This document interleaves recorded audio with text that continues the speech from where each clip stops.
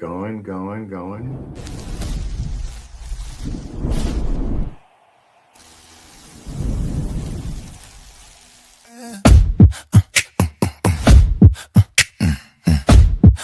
Killing it.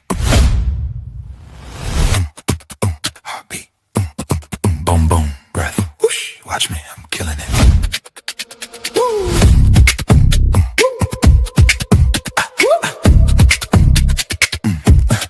Woke up this morning, stepped in my shoes. Ain't nobody knows what these hoes been through. Miles in the pressure, pain in the stress. Still I can't clean the fire inside. Looked at myself and I had to say that light in my face is here to stay. Sky wide open, birds in flight. I see my future and it looks just right. Mind shift, headlock, eyes focused, can't stop. Go shiny, game on. I've been built for this all along. I'm killing it.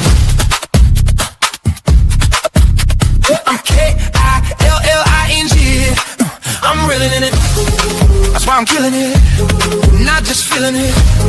Not just chilling it. I'm killing it. Right now. I'm on it. I'm about it. Say something if you doubt it.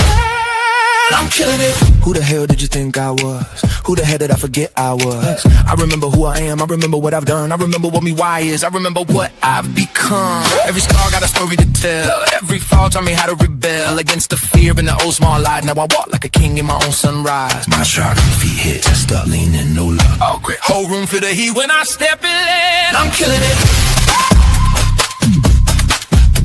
I'm K-I-L-L-I-N-G. I'm reeling it. That's why I'm killing it. Not just feeling, not just chilling it. I'm killing it. Right now. I'm on it. I'm about it. Say something if you doubt it.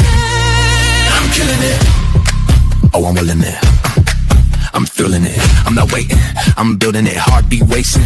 I'm sealed in it. Truth too strong. I'm revealed in it. Come share my life. Come share my pride. Come share this. Let it go wide. As a pilot ride.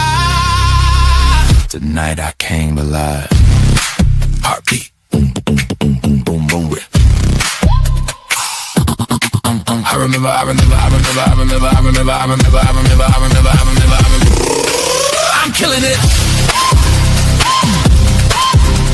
I'm K-I-L-L-I-N-G. I'm reeling in it. That's why I'm killing it. Not just feeling it. I'm killing it. Right now. I'm on it. I'm about it. Whole world wanna hear about it. I'm killing it. Heartbeat. I'm killing it.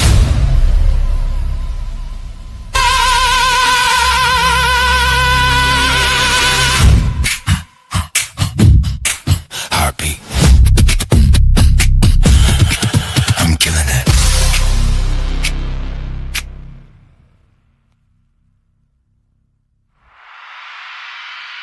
Heartbeat. Heartbeat. Heartbeat. Heartbeat. Heartbeat.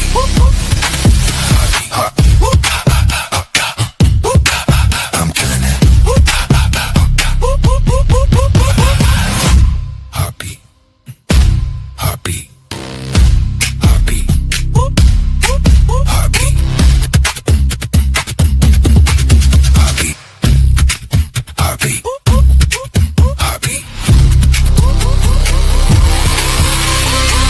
Heartbeat. Heartbeat. Heartbeat. Heartbeat in it. Heartbeat. Heartbeat. Heartbeat.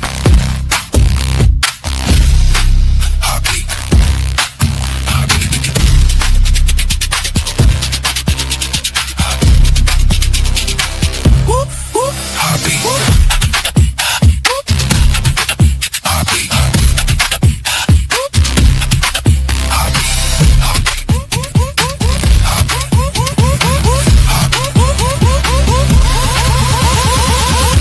Heartbeat.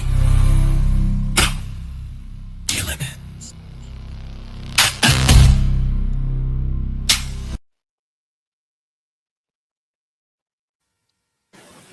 Hey everyone, this is William Rochelle, but you can call me Bill, and welcome to UBU Live. That song is called I'm Killing It. I wrote it last week. I was having a great day, the birds were chirping, spring was here, and I'm like, I remember who I am, and that is now my new jam. I want to welcome to the stage Miss Leslie Flowers. How are you today, my lady? I am wonderful. How are you? And hello, Fred. I am fantastic. And Sensei Fred Jordan, what is going on with you, my friend? Am I on? I said, what is going on with you? How are you? He was on. He'll be back. He will be back. All right. Thank you for the phenomenal from Mr. Aaron Gibson regarding the opening. Thank you, Sean Michael, because I heard that you said you may not be able to make it. Kinga, appreciate everything that you do every day. Curtis Brooks, you showed up. Christy D. Williams, my Florida neighbor. And he's back. There we go. Hey, Hey, everyone. how are you, Fred? I'm good. How's everyone today? Everyone is well. I'm fantastic. I'm always Leslie's fantastic, and Yep. the crowd is excited about what's going to happen. So,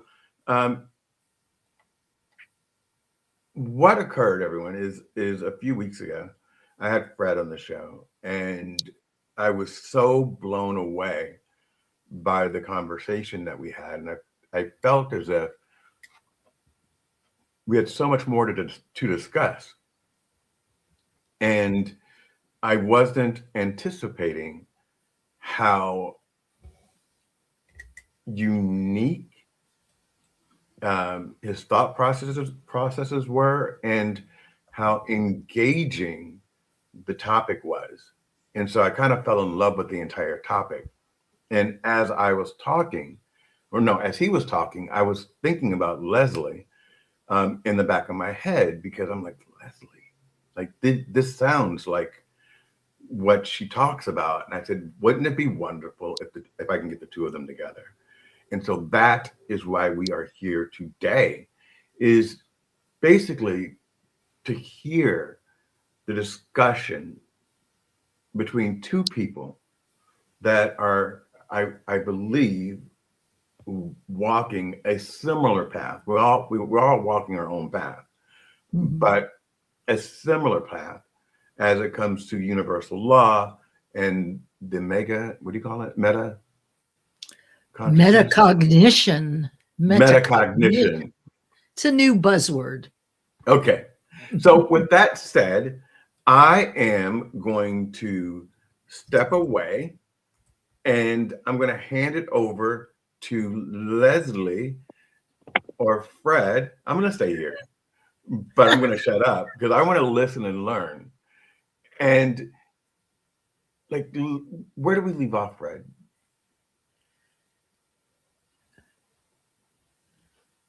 Can you hear me, Fred? Say it again. I said, where did we leave off? Where did we leave off with you? I know that there was You had about five questions on the table that I never answered. Right. So let's start with the ones that you wanted to answer that you didn't get to answer.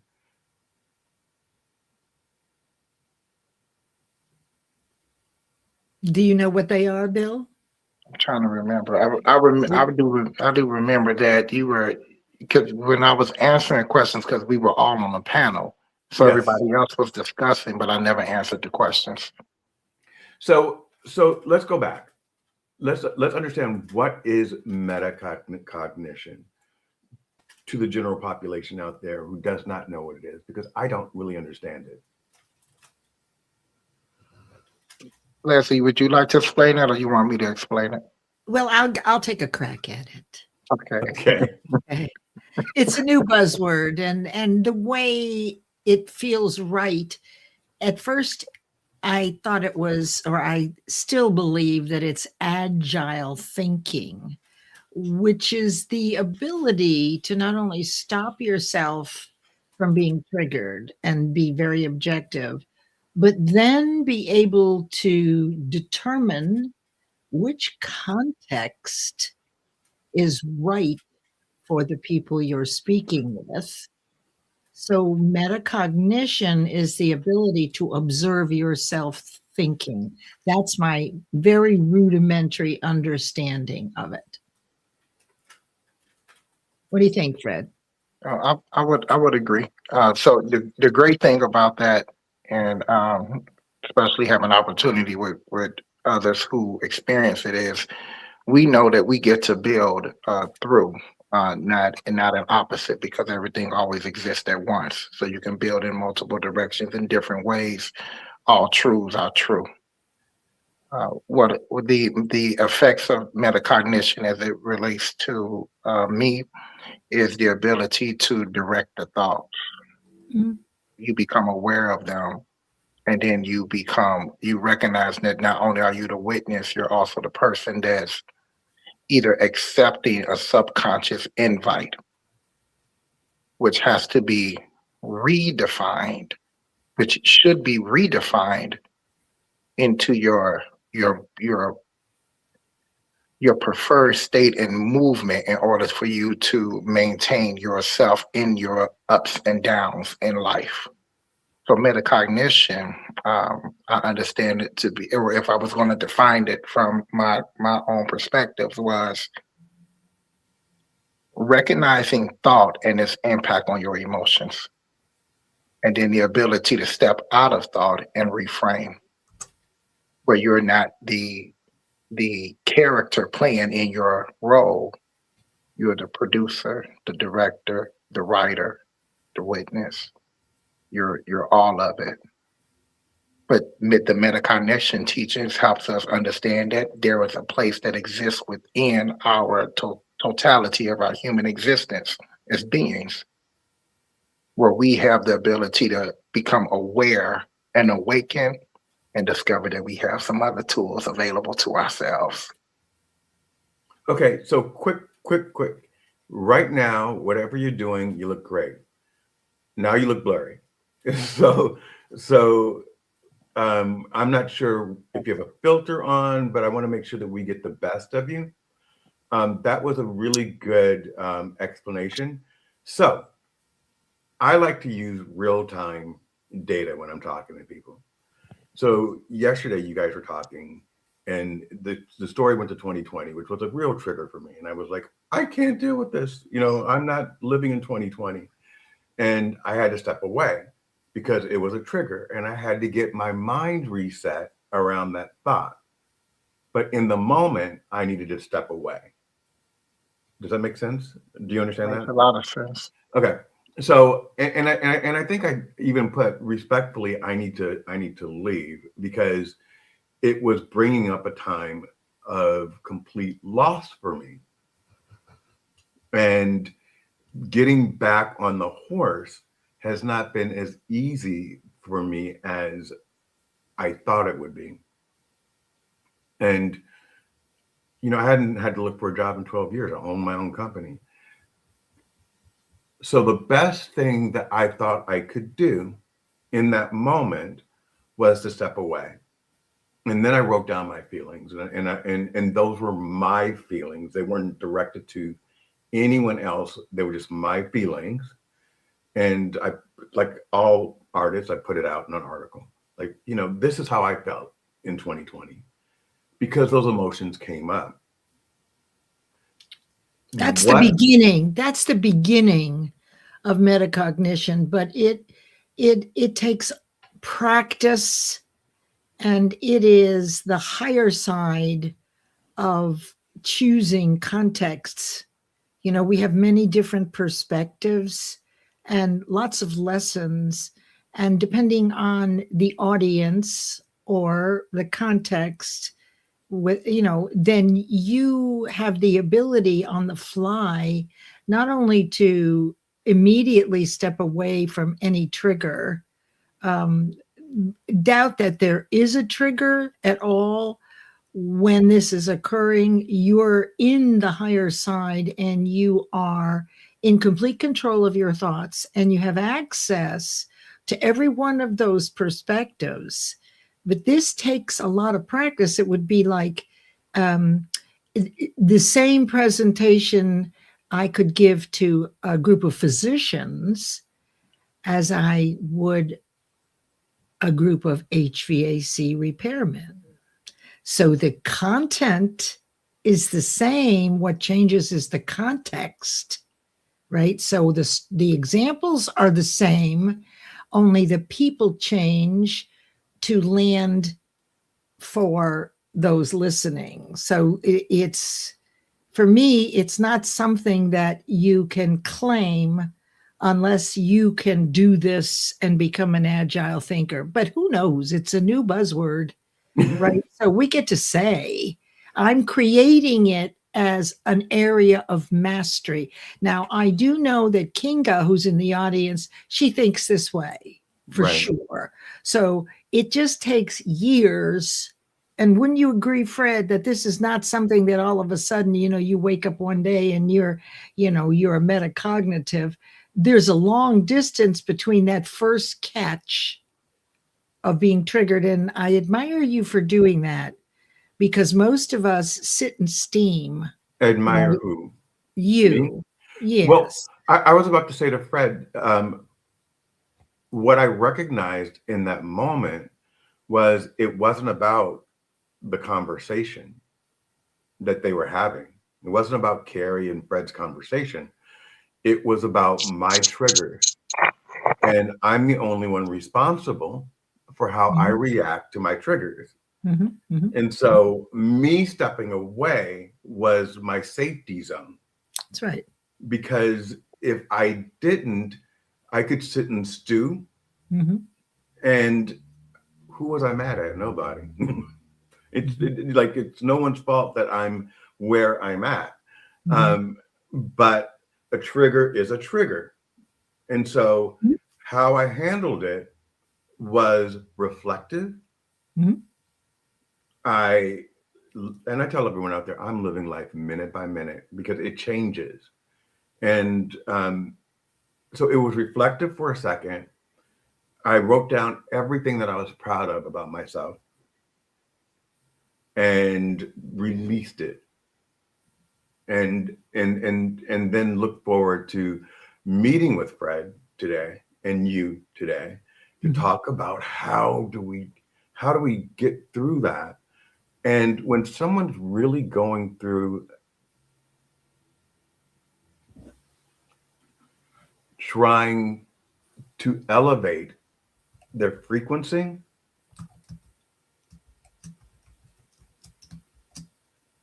there's still ups and downs. And so we still have to give ourselves grace. Mhm. Does anything I'm saying to you make sense, Fred? It all makes sense. I feed off of responsiveness. So then, if I may, Yeah. let's go ahead and really dive into that.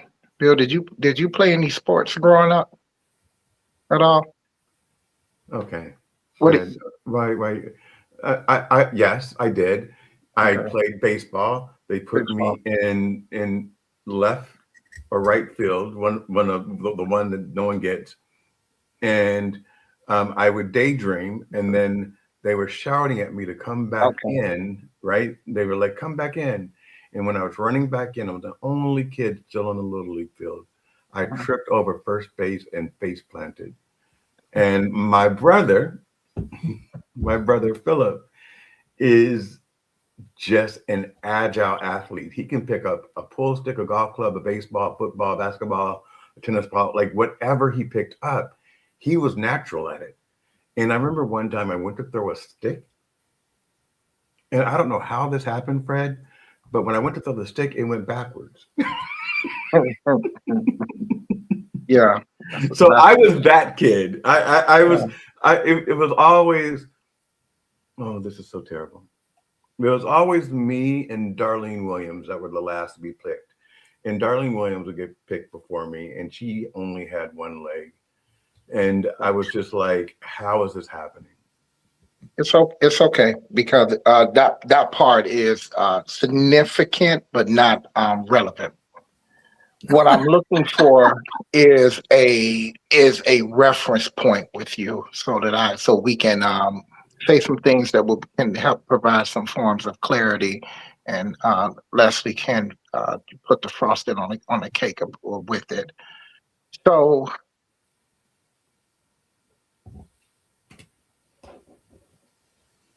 when Leslie said that you have to practice it, are you a dancer? Do you know how to dance? Oh yeah.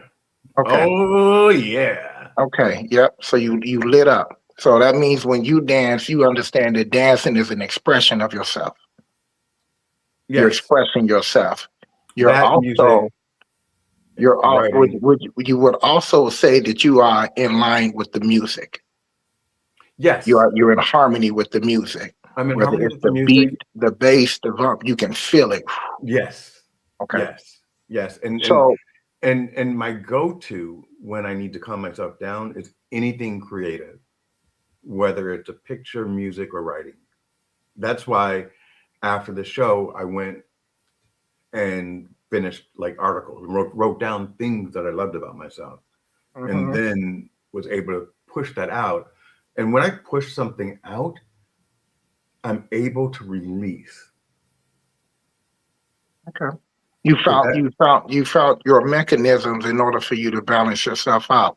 yeah, So yeah, I'm able to let it go. Once I let it, once it's out, I'm over it. so I understand those components as it relates to having certain situations where Leslie will say it's the beginning. I consider those to be an invite to your greatness. If you're going to be different, you can't be like everybody else. If you're going to be if you're going to be great at something, it's better to throw the stick backwards than to throw it forward. Your awkwardness is not your awkwardness; it's really your gifts. It's learning how to take your awkwardness. They're not awkwardness. They're your brilliances. They're your geniuses. And aligning in your awkwardness the way you align with music and express yourself. Because when you in music, where are you here? Where are you in your heart? So you align yourself in you in a way that you have not only a mental thought, you have a feeling, a vibrational feeling of your being,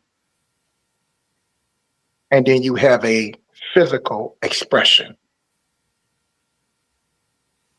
That is an example of an alignment. In order to shift or the practices of shifting from an alignment that's not preferred, you have to understand that that is an alignment. You're not out of alignment, you just aligned in something that you don't prefer. You align yourself in your vibrational being where feel, you feel you have accepted and you realize that one, I have been in plenty of challenges. I've been in plenty of situations. When I was a kid, I was very awkward, but look at me now. If you can't say look at me now, you can say, well, look at what I have done. So who you are now and what you have done, none of that goes away. You don't change. You just you redefine, because like what you mentioned earlier, it's ups and downs, ups and downs. You can never get to the next level without pressure. That's why I say when your situations occur, they're an invite to your greatness. Don't beat yourself. No one should be beating themselves up over not understanding something, not realizing, well, not questioning, or well, why am I like this? Or why is this like that? No, it's totally fine. Like what you said, you found your genius showed you how to find bring it back down. These are things where we are discovering expanded components of ourselves that was not, and this is how it normally starts. We think that we were told when we were younger, It has to be taught to us. You have to tell it to us. I have to duplicate what somebody else did and what someone else said. So you have to learn how to get them other voices out. So you can reconnect to the one that's saying, I'm the one that's pulling you. I'm the one I'm the reason you don't feel that great because you're listening to something that somebody else said in your past, in your subconscious. Absolutely. I feel that. I feel that. But while I'm looking at you, I'm going to ask you this question. Are you running something in the background? Not Because that I know of. you keep blurring. And is he blurry to you, Leslie? And I just want you to look the best that you can look. I'm Like the listening. lens. I thought that would have done it. But Maybe because, let me see something. go ahead, Leslie. It's okay to respond? Yes. Okay. So Fred had a lot to say there. And I think I'll give you a different perspective on the same thing.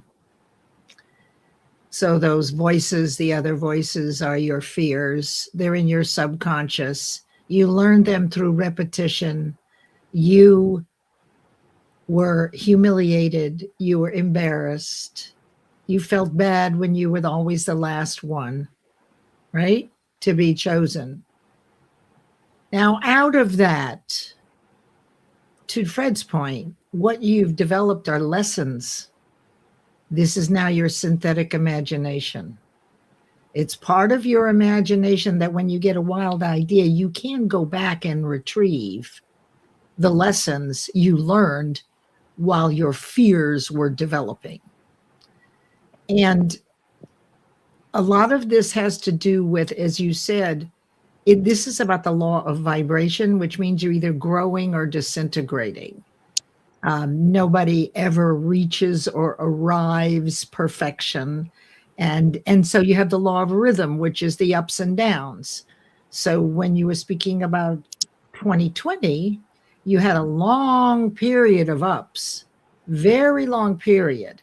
Now you're going to have some downs, and you expect them, because that's how the universe works.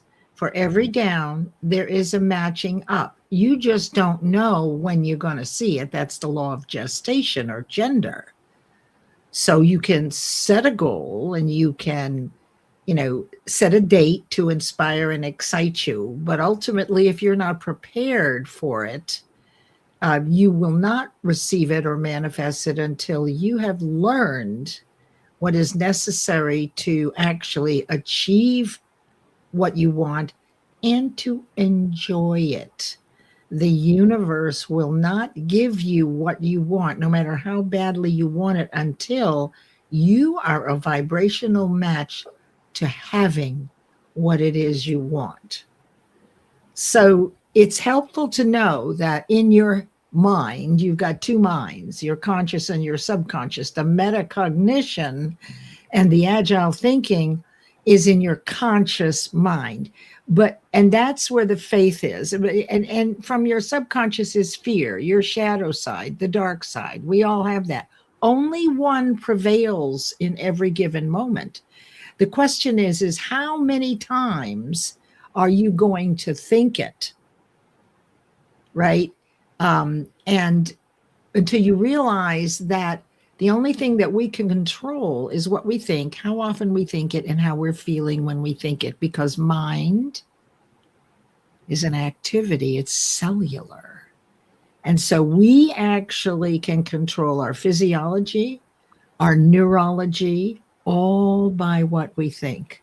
How do you stay consistent? You pick a goal that you're compelled to do, that you're driven to do, that is heart-centered, and that when you begin on it, it will outweigh any of your fears. And we have faith in our fears.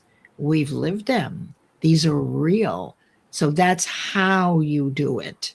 We have faith in our fears, meaning that yes, we believe in those fears? Absolutely. Absolutely. I mean, let's look at COVID, right? Well, one of the 6 basic fears is the fear of illness. Well, we know people who died. I mean, some of us had COVID.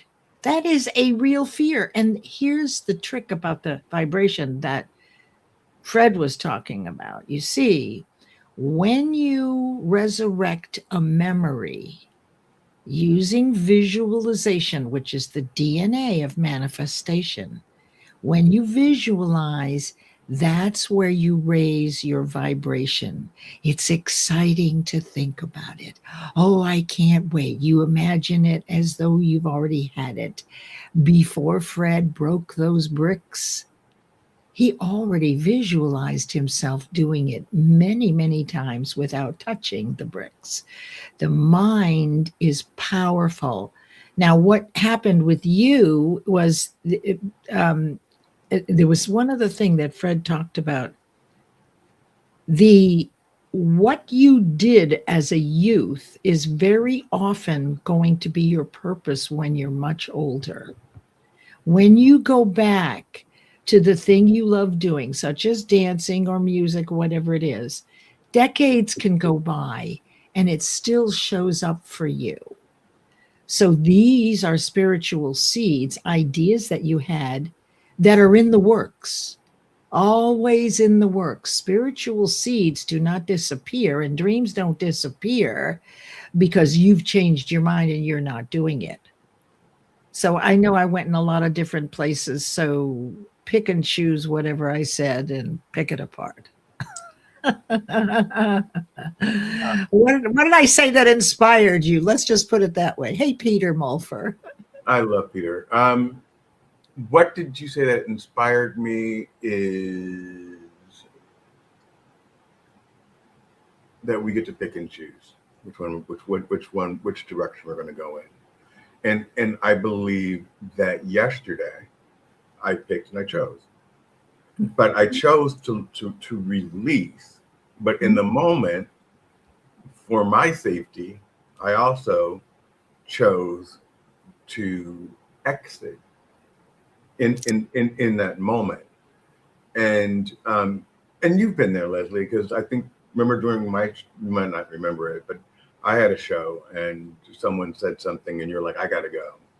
Oh yeah, I did, because I was offended because I thought you were going down a road that triggered me. Yeah. Right. And so there's power in that. Now, let me just tell you that when I was married for over 3 decades, one of the things I learned was to choose my partner the way he is and the way he isn't. Right? So choice, objective choice, and reminding yourself of the commitment, not just when things are great, but when we had those tough days, right? I had to remind myself that I've chosen this life, and this is part of the rhythmic part, right? Okay, so there's power in choice. There's a real power. It settled me. Like if I was upset or he did something that was annoying, there were times when we didn't speak for several days. That doesn't happen now. And so the more that you catch yourself being triggered for whatever the reason, the sooner you reframe it using the law of polarity, which to its exact opposite, which is also true, and I've heard Fred say that absolutely, both are true, but only one dominates in any given moment. And whichever thought you choose has its associated amplitude of vibration. If it's low, your results will match that. If it's high, predominantly, right? If it's high, if you do this quickly, you spend less time in the doldrums because you've caught yourself and you really know what you just did. Oh my God, this is that again. Well, I think that's enough for now. Fred, what are you thinking about all of that? I appreciate you setting it up that way. Thank because you. they have the ability to go multiple directions. Right. I would like to talk about the application of choice. What does that look like in order for you to get to where you're saying you honestly looking to go? People make a choice to defend. I'm making a choice to be safe. I'm making a choice from triggers. How do we convert triggers to where triggers are no longer triggers, but they are now serving us? And this is where it gets great. So if you were going to look at something that triggered you, the metacognition component is defining why is it a trigger. And then from there, you will recognize that you have another set of choices again, if it's about choice. The challenge is if I say something, just because I said it, does that mean that is it? And that is not true. There is power in the words, there are power in the tongue, but it's incomplete on its own. Faith is dead without actions. Yes. What do you mean that that's not true? Could you just say a little bit more about that? I should have used these words. It is a pillar, not the completion, because we are physical, mental, emotional beings. The alignment is something that you experience in all of them. Isn't alignment vibration? Couldn't you Definitely replace okay, and that's one of the things I like to do, is to really get it down to the common denominator. We all have different labels. We have labels for God, right? We have labels for everything. So I'm always looking for the common denominator. So in my world, that would be alignment would be associated with the vibration. You have negative alignment, you have positive alignment, right? You can be aligned negatively, right? Had you stayed in the room, Bill, that's probably what would have happened, right? But you know, your vibration dropped when you were triggered.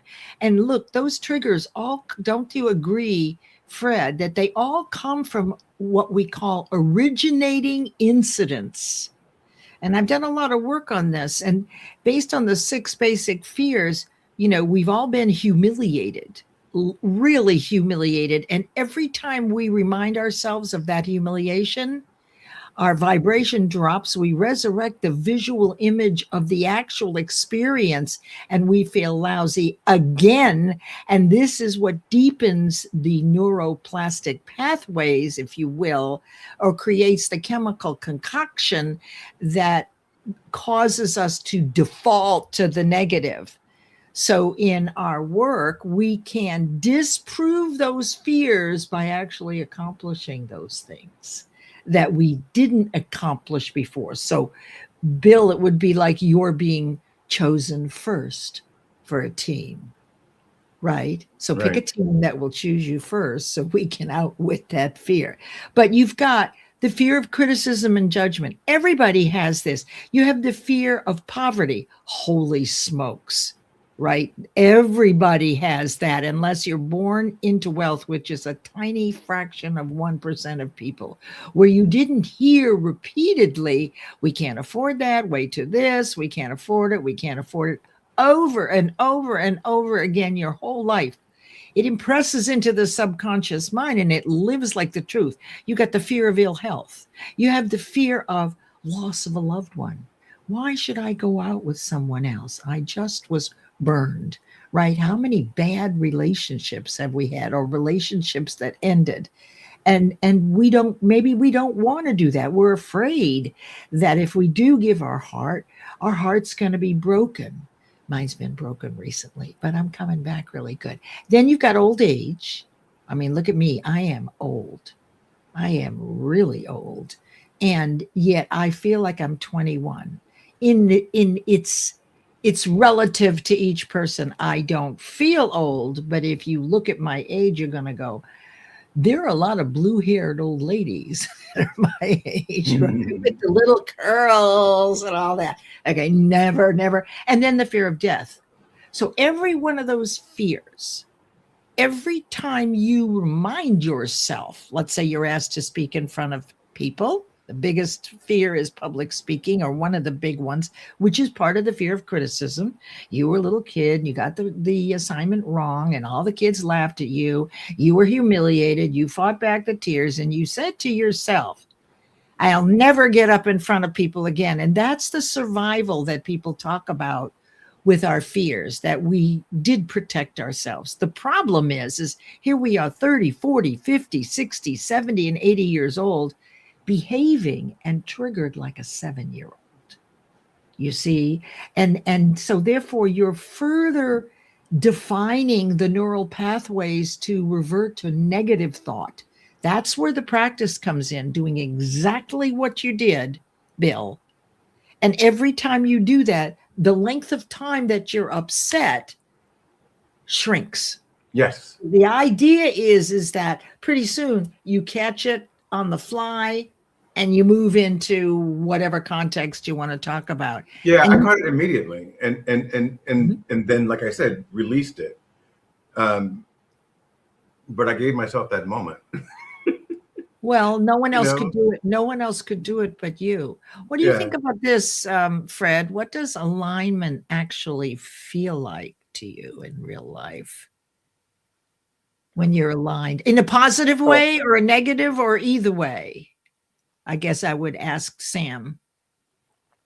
So alignment exists like faith, in the sense of, it's not that I don't have any faith, it's what am I choosing to believe in. So or like belief.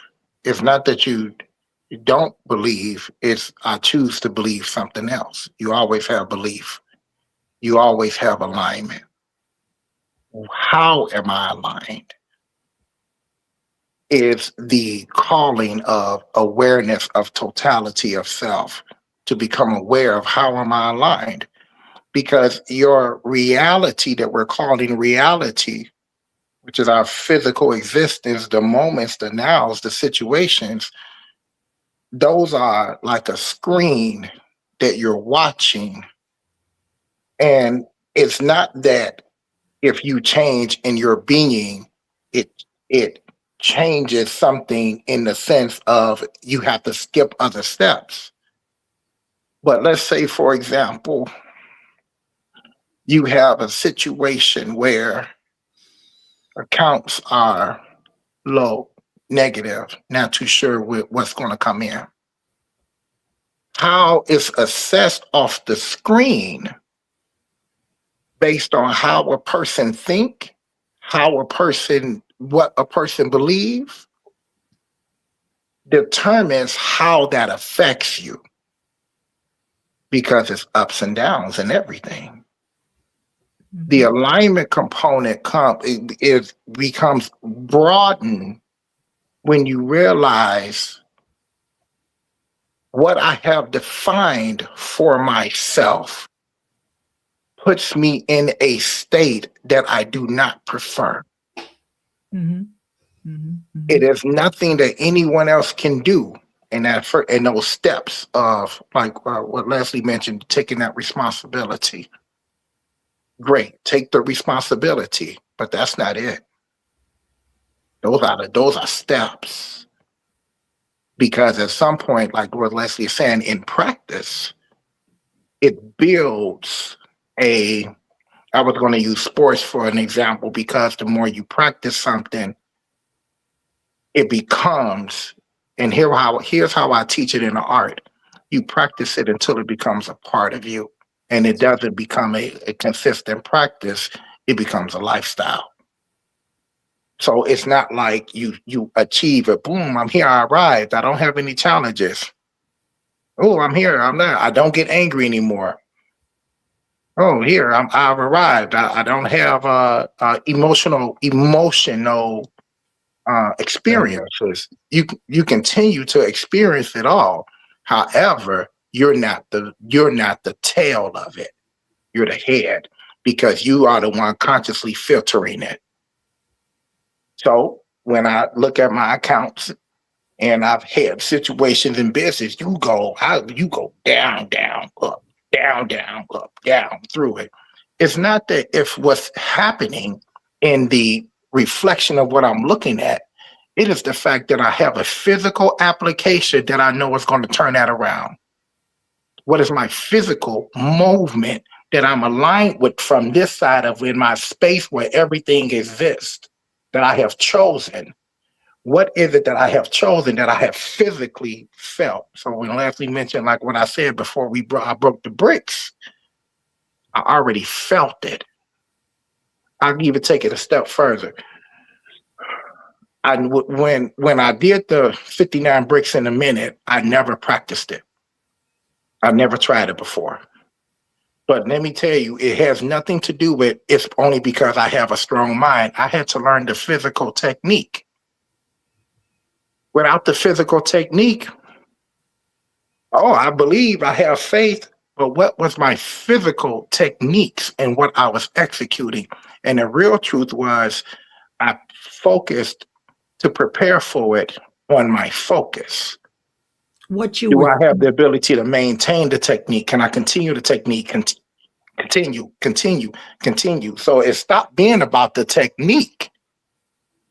It started being about my awareness until it becomes a lifestyle. And it applies to everything that we do. Yeah, and it all starts with what you're thinking, right? It's what you're thinking, the action that you're taking in the vibration or the alignment based on what you're thinking. So if you're thinking something negative, right? This isn't going to work. I'm frustrated. I don't like this.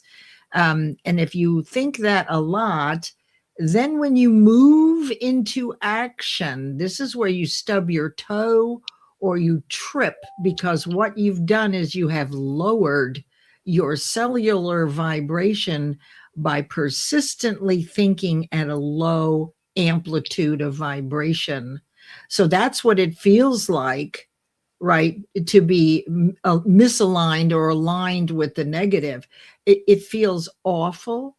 And we're built for high vibration, for love and generosity and kindness.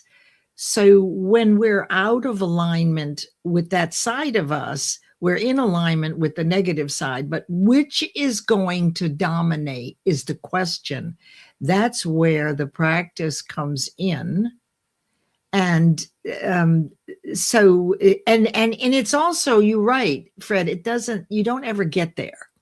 It is a lifetime aspiration to live in alignment, in love and kindness, and a very high vibration. I also wanted to slip in here that attitude is really three things, right? People say, well, change your attitude, Leslie. I remember my mother used to say that. Well, if you just change your attitude, it's what you're thinking, how frequently you're thinking, the way you're feeling, and then the action you take, right? To your point, the physical action, but it's all spawned by what you're thinking and how it makes you feel when you take action. Yeah. So I have a couple of questions for both. Well, look at this Chorito. But I wanted one of you guys to take on Chorito real quick, and I'm going to take myself off the stage for a second while you talk to Chorito. I'll be right back. Okay. Am I clear?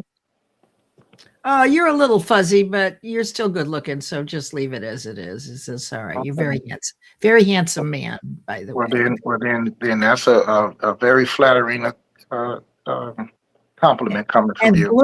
Blurring actually could be to your advantage. It depends on how we define it, huh? Right. Everybody's view is relative. That's another of the universal laws. Anyway, when a fear of accident really happened and manifested in the body, how do you cope with the duality of hope and fear present at the same time all the time? Fred? Sure. You can't have hope without fear. So if you remove fear, you wouldn't experience hope. You're hoping for something. Fear exists to let you know that hope exists. You get to choose hope. Now, the real question is, how do I choose it? Because everybody say it, but how do you choose it? You choose it by, I'll give you another example of something. Take a subject or an item. You take an item, a food. Take a food that you don't like or something that you do not like and physically hold it, or you don't prefer. You might say, well, I prefer a coffee and I do not prefer a soda. If you take the coffee and you prefer the coffee, go ahead and take the soda and hold it in your hand, which you do not prefer the soda. You breathe in, you breathe out, and you put the soda down. You breathe in, you breathe out, and you pick the coffee up.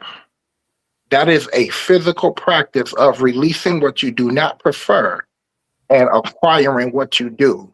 That sends a chemical reaction in the body with the brain where chemicals are being released. Now, it doesn't. What it does is it creates more of a, let me remember how it feels to release. Let me remember how it feels to accept, to the point that the physical is not needed anymore. Let me remember how it feels to release. In the gym, there's a term called the negatives. You get the negatives when you focus on the weight descending, because you normally get your positive when you push the weight up, but you get the negative on the descending. If you focus on the descending and releasing it, and you start focusing on the positive and pulling it while you breathing,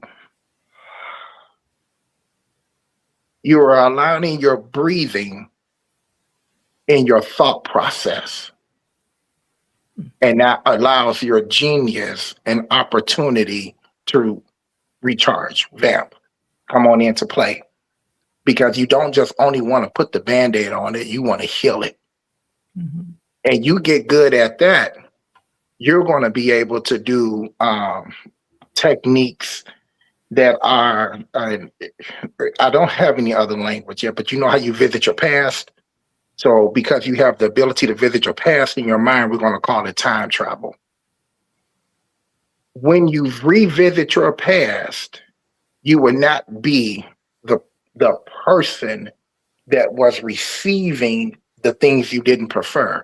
You will be the observer telling that person, there's much more to you than this. You'll go back and you'll heal yourself. And then when you'll never come back here again, you'll just be moving forward in the idea of things don't trigger me like that anymore. Especially when we come from situations that had trauma and things that really played a strong word on us, a strong hold on us, but we can only define it for what we understood at the time and how it made us feel at the time. But then when we find our power in the fears, in the challenges, they're there to train you. And that's where we are training at, Leslie, you said it's 5 or 7? 6. 6. I'm gonna call it a six-headed well, dragon. wait a minute. If it's the universal laws, there are 7. But if it's your I'm fears, speaking on the fears. Excuse me, the there are fears. 6. And let me tell you, we have perfect faith in our fears. Mm-hmm. That's the problem. What you're saying is ideal if we can get that kind of perspective. Yet the reality is that we actually use visualization to remember. We can draw from memory the vibration or the alignment that we want. There is a practice called heart math, where you basically generate from another memory something very positive, and I use that if I'm having a hard time staying inspired by what I'm doing. If I've lost my inspiration, I'll go back into my memory of something that really juiced me up, that I really loved. And then when I start feeling scintillated, right, because I can five sensorize it, it was wonderful. I felt good. I could smell the air and all that. Then I switch the visual image on the screen of my mind. So now that new image has basically built on top of that high alignment or vibration. Yeah. So what was the question she had? Okay. Charito, you can actually manifest the accidents. And you cannot be in faith and fear or hope and fear at the same time. You only can have one thought at a time, even if they're fast, just like the 0 and 1 in computers. Right? That's all the languages are 0 and 1, 0 and 1. Right? Well, that you've got faith and fear. You've got your conscious and your subconscious. The subconscious with the fears is stronger because you've been reliving it all your life. So when you begin this work, you start with awareness, as Fred said, right? You have to become aware and then you take an action. I ask because every day put that back up. I was reading it. Wait a minute. I was reading what she was saying and wanted to answer that. Hold on a second. There we go. I asked because every day I'm reminded that. Go ahead, Fred. Fear. When the accident physically can't even shortened see my it left because leg, and yet it's my too hope small. to have it returned.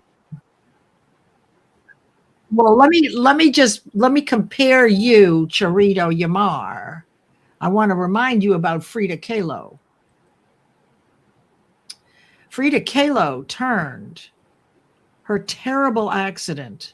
If you know the story about her, she was married to Diego Rivera. She's was a very well-known Mexican artist. Diego Rivera's murals are all over the presidential palace in El Zocalo in Mexico City.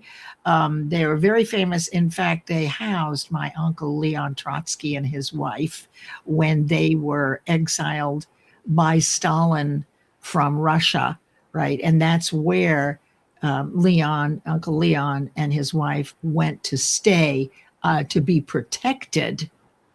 But then, of course, the story goes that Uncle Leon had an affair with Frida, and my aunt or my grandmother's aunt found out about it and wouldn't let them stay, wouldn't stay there anymore. And as soon as he left their home, Stalin's henchmen caught up with Trotsky and gave him a hatchet in the head. Now, why the heck I was going there? Oh, because Charito. So Frida Kahlo was one of the most famous, celebrated artists, and she had nothing but pain from her accident. It was an accident on a bus where she was thrown, I believe, off of a bus. During an accident while she was in a bus, and it was horrible for her. Her whole life she's been in bed pretty much, and yet she had one of the most tumultuous love affairs with one of the most famous men right on the planet. So start to look up for how your opposite, so the depth of your low will always match a high. That's the law of rhythm. The universe will make sure. You just don't know when. So you want to be looking for that accident and that debilitation as access to your greatness, as Fred said, because you experienced the low. Now you deserve, and the universe will grant you with the high. You just have to change your thinking and start looking for how you can make a difference from that experience. So there. Are you guys paying attention to me? I am. Absolutely. Most students, all of them, to be honest with you, who had any form of a quote unquote disability, generally became some of the most exceptional. Yes. It's not the what it is based on how people told it to you to be. It's what you define it to be. But when we're dealing in the mental anguish, that first layer of anguish, how do I get out of that anguish? If you Mm, can recognize that it's anguish, mm. that means you have the ability to do it. When you don't recognize that it's anguish, you haven't gotten there yet. But the anguish is there to call you into something else. I You're agree. worthy of it. There are scriptures that say we don't get burdens that we can't handle. When I look at certain things, I'll be like, oh, I wouldn't be able to handle that. My goodness. Because there is a the we evolve, we grow in ourselves individually and ourselves collectively. But a seed has to grow from underground in challenge with pressure. But its determination, which is put into its own brilliance and greatness, gives it the ability to bust through concrete and evolve into grass, trees, weeds, anything else. In its excellence of how it was created. I understand nature to be examples to us. Those are our teachers. Mhm. So you go back to your breathing.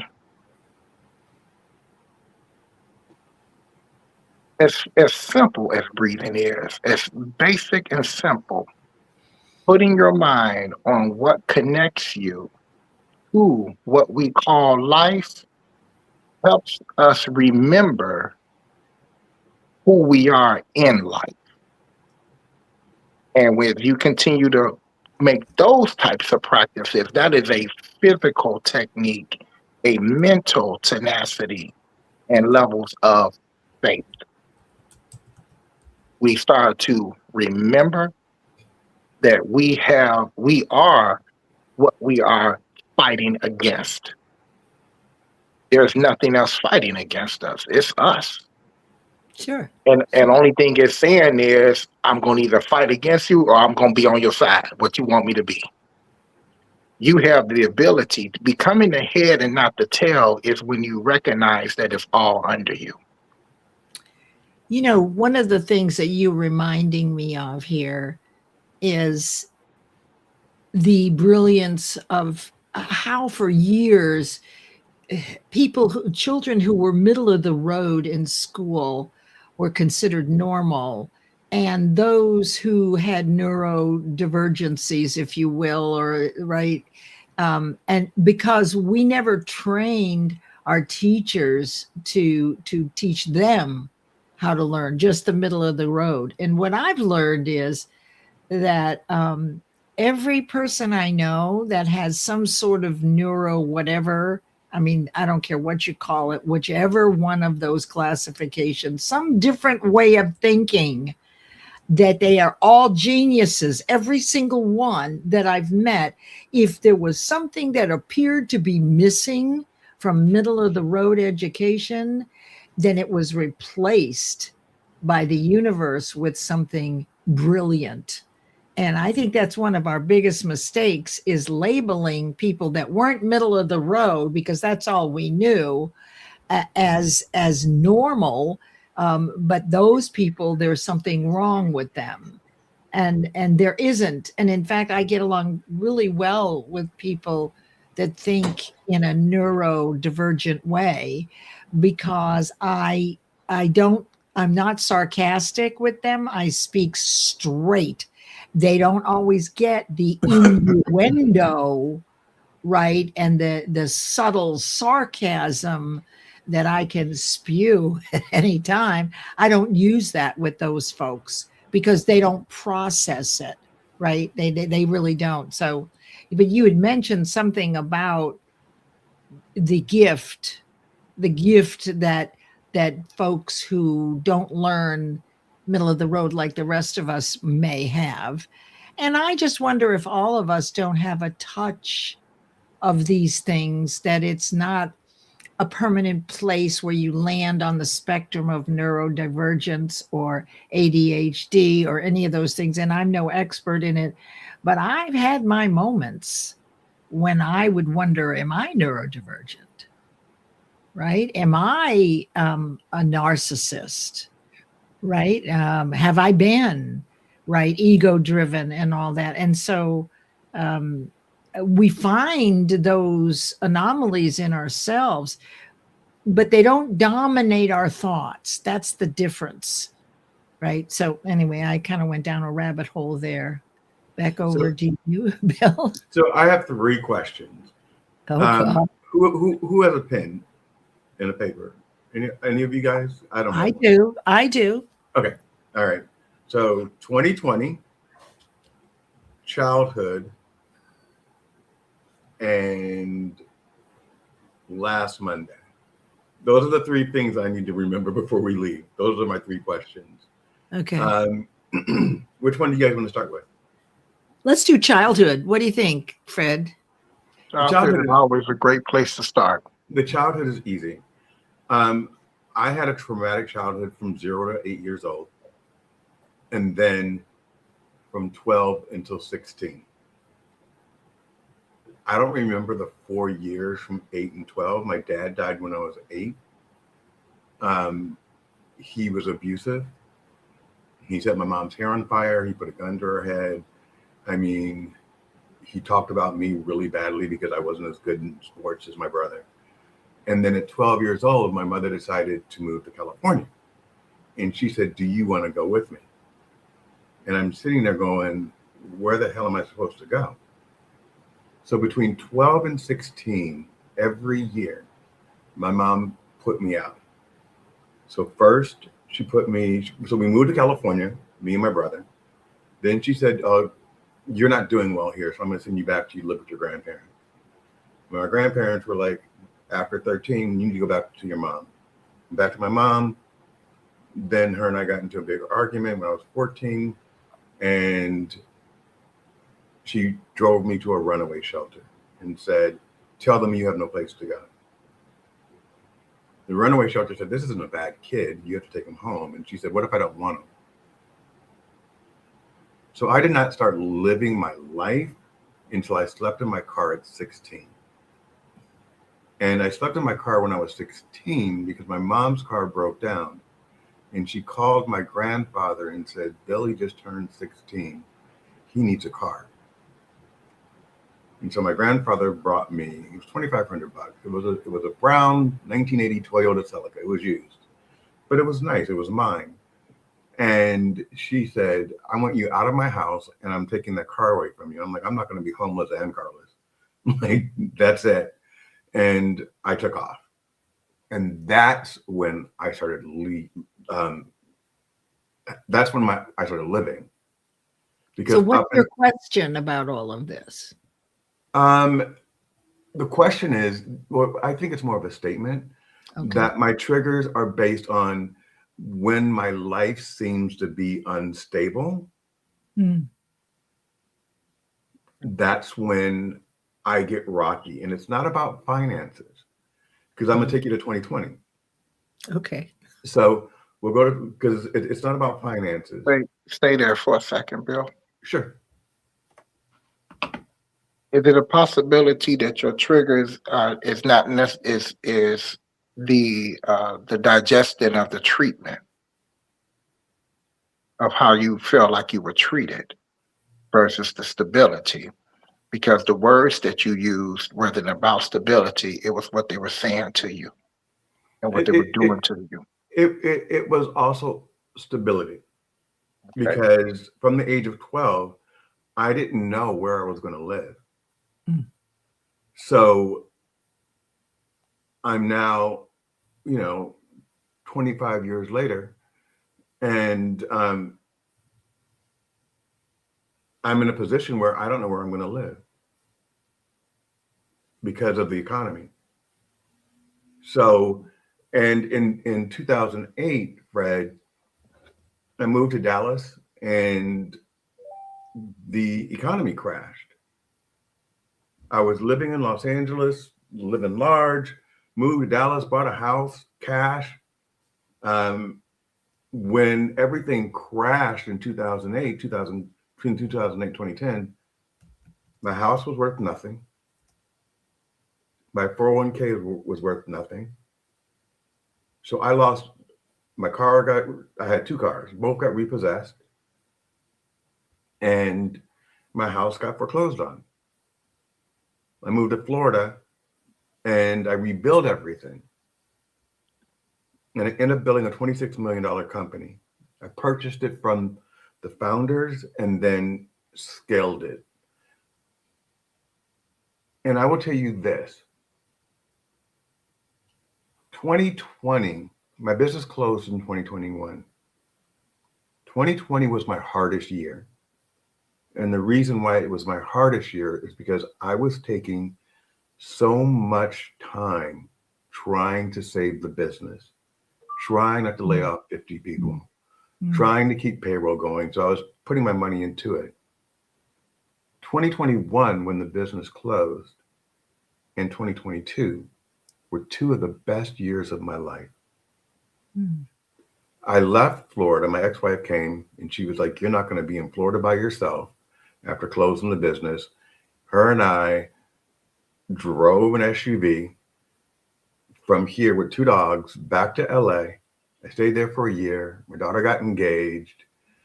I paid for her wedding, and it wasn't $10,000. She wanted a 3-day destination wedding in New Orleans. So it was a grip. So I wasn't caring about money. I've never operated from a place of lack. And that's why, even though my business closed in 2020, really literally 2020, but the March of 2021 was when all the documents were signed. So there's a gap there. But I was able to relax. My finances were good. And in 2023, when I decided to go back and start consulting, I got a gig just like that. It was a 1-year gig, good to go. Between 2023 and 2026, 2023. Yeah, from 2024 to 2026, I worked for 4 months. And my expenses every month are $8,000 a month. So there's a sense of pride in that too, that I was able to rebound and rebuild. But I'm so triggered by all of that. I'm so triggered when people say you're operating from a place of lack, because I'm also getting told you need to humble yourself. So you need to get all of those voices out of your head. So let's and I know, Leslie, you probably got some good stuff to say because I saw all of the laws. So Bill, when you were young and you were unstable and you felt like you were unstable, how did you become stable? my grandfather got my car and I moved out. How did you become stable? I got myself out of the situation. Okay. So you remember but I lived in that car. Okay. How did you become stable at some point? That was stability for me in that moment. And At then that moment. But what was the next and moment? When did you become stable where you didn't have to live in your car? 6 or 7 months later.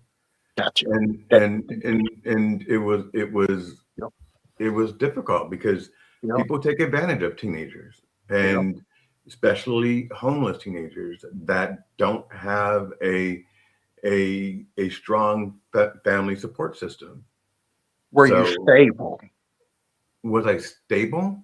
I'm asking you, Eventually when I did was. you become stable where you can say, I'm stable?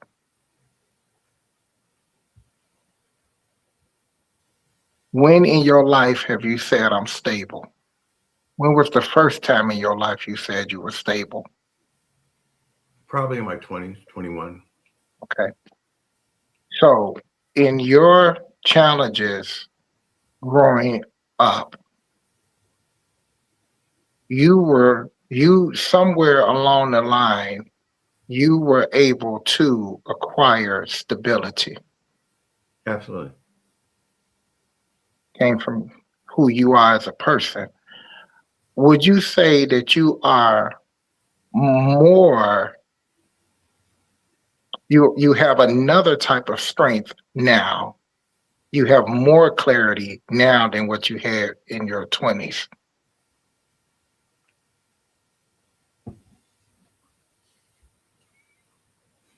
I think we're always learning about ourselves. So the answer is yes, Okay. but I'm also learning new things and the world is changing. And so as the world changes, especially right now, it's changing super fast. Um, that the way that I managed before is not the way that I can manage in this moment. Yeah. So obviously, of course, when you were 20, you probably wouldn't have been able to explain that the way you just did now. When I was 20, I didn't care. Okay. But when I was 20, when I was 20, I was literally um, great group of friends. Um, I got a place. I got two roommates, and um, we would be sleeping on each other's couches because we were going out all night. So that was an entirely different type of world. But as far as like being able to take care of myself and feed myself and house myself and own the car, I was always the one that had the most And you were in your 20s, in my 20s. Absolutely. amongst the people that you were around. Yes. How did and you were doing what you felt like you needed to do in order to get there, so that you were able to get there at some point. I've So where gotten there many times, but I think right now I'm tired. this is where I'm going with this. Mhm. You're not in your 20s, and if your disposition is, I got over my challenges a certain way. I took responsibility. I did this. I did whatever I needed to do. Exactly what, not, of course, to be sure, but you acquired stability. And of course, you're more now because the challenges that you just explained, you had nothing. You went from homeless to a car to creating stability. And you're a different person now. That sounded harder than the business falling. My business fell under the ground in 2020, knocked everything out. But mine too. Absolutely. But Everything underground, which yeah, gave us an opportunity to build back with new pillars. And but but at the same time, one of the things that I want people to hear is that I rebounded from a total loss in 2010, uh-huh. and I was Yeah, able to acquire the business. And then in yep. 2020, I was putting six figures back into that business Uh-huh. that I had just bought. So that by the time it collapsed, my net worth was not, well, I lived 6 years without a job, but it was not what I wanted it to be. Let's go Bill, back to the one. Go ahead, Leslie.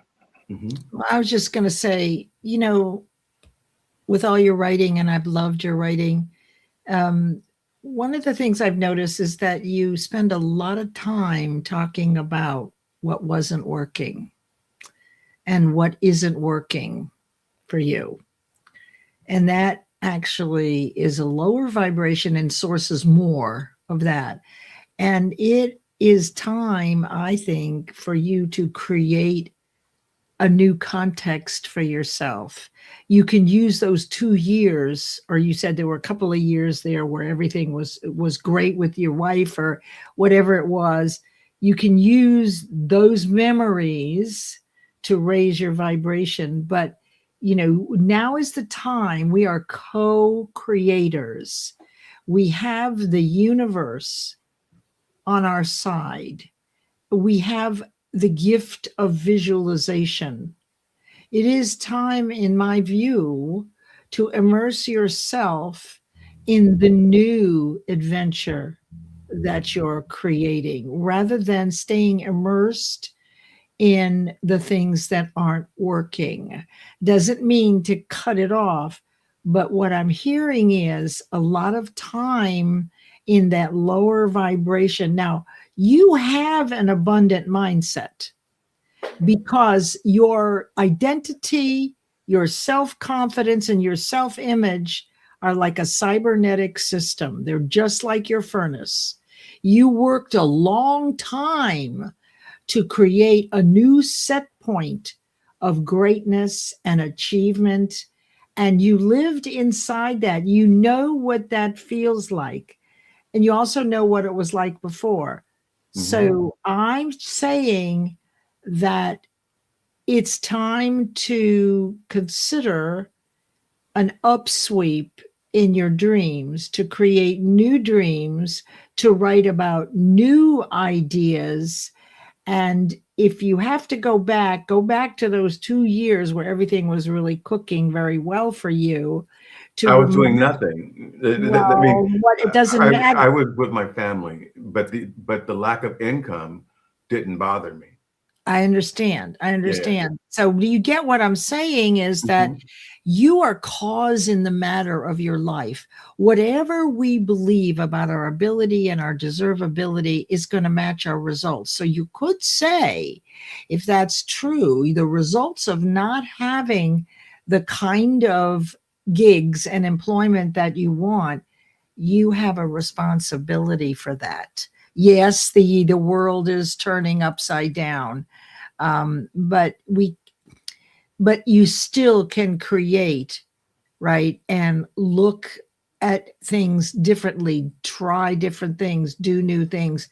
But above all, there's a story that you keep telling, and we all do this.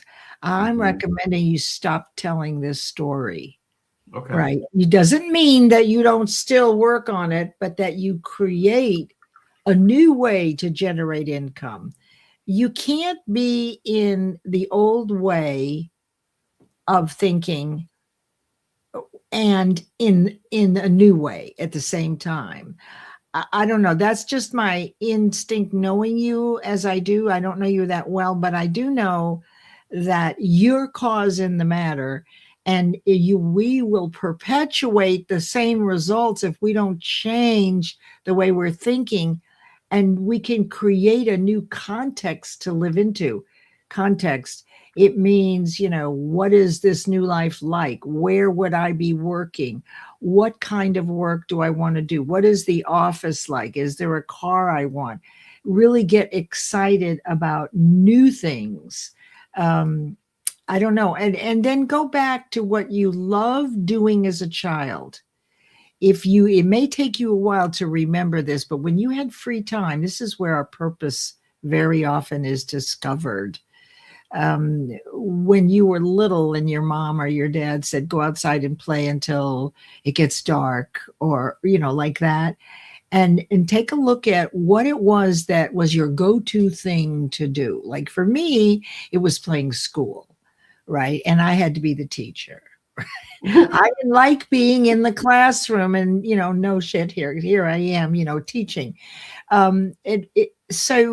But it took me 40 or 50 years to connect that is what I love doing. There's a friend of mine who was in publishing, traditional publishing for years, and we would go out to lunch every so often. And one day she came to me, she said, Leslie, I just don't know what to do. I don't like traditional publishing anymore.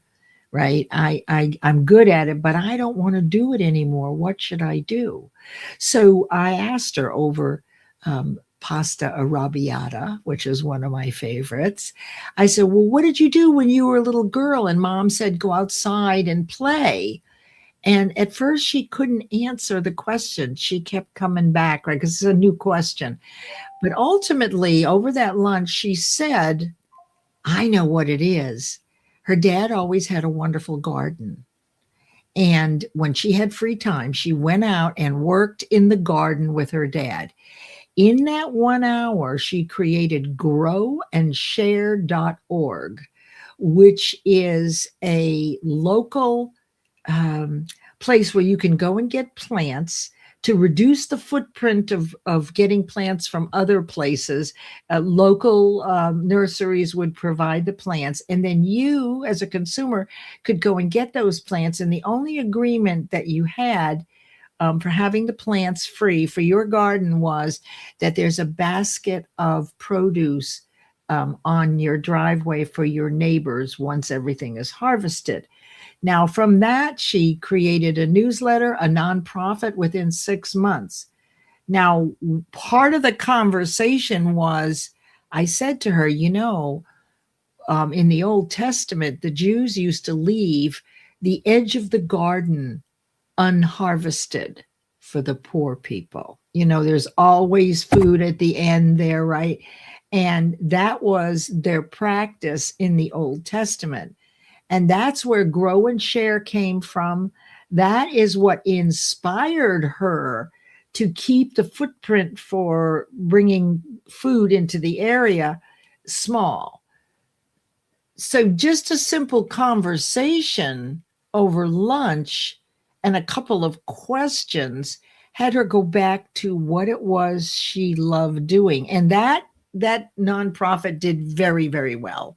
I mean, they had plants offered to them by Lowe's and Home Depot, and it was a big deal. So there's something there, Bill, that you will not see until you begin to create a new context for your life. And maybe it has to do with helping others or helping someone else. Well, that's where I feel best. Yeah. That's where I thrive. I want to ask you guys or make a statement, and then I want you guys to analyze it, because this made me feel really, really bad. I had a great interview on Monday, and right after the interview, they sent me a message that said, "Hey, the CEO wants to meet with you." And I was so excited, and I wrote that song, Killing It. And by the end of it, I was like, something's going to happen. Something's going to go wrong. And I had to push that out.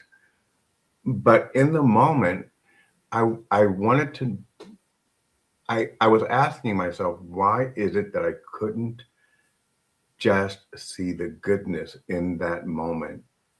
Why did my mind shift into a state of it's something negative that's going to happen? Okay. Go ahead, Conditioned behavior, conditioned thought, like we're discussing, and as well as not only did you think of the possibility, if you can just also see that because you thought of the possibility, you saw it even greater, because I'm actually doing it. It's actually happening, versus here's an invite that comes from a condition of how do I think? And what I was asking you about earlier in your younger years is what we believe in our belief system has a lot, governs how we think. Mm-hmm. What is it that I believe that makes me think the way I think? That is when you're getting to the point of, let me start addressing the invites, because I believe something for that invite to come. If I didn't believe it, it wouldn't be a possibility. It's something from how I'm thinking, based on what I believe. So a lot of that is where we get an opportunity to take that journey. The journey is really the gift. When you go on that journey and you start taking yourself apart and you start spiraling out, If you are conscious of it, you already know here we maintain. But I'm figuring this out. I'm learning this about me. Think all of this time when you expressed how challenging those years were, you already know how much you learned about yourself during that. How much you saw different possibilities, how much other things presented itself. Whether how it made you feel or not, you got an opportunity to experience a broader. I always knew that I had a higher calling, even as a kid, even in all of the muck. I always knew that I was going to be okay. As we tend to get older, I think the fear can get deeper. Narcisse, yes, it was a job that helped me feel stable. Bill, this is also a place where an accountability partner is helpful, because if, for example, if you would ask me that questions, here's what I would say to you. I would tell you to and remind you to hold the right thought. And if someone else, how many times does this happen where someone else got the job and you didn't? And then within a month or so, that person didn't work out and they called you. So the thing here is that you have to see yourself as they're looking for you. They can't, that CEO cannot wait to meet you. You are the one, and that will raise your vibration.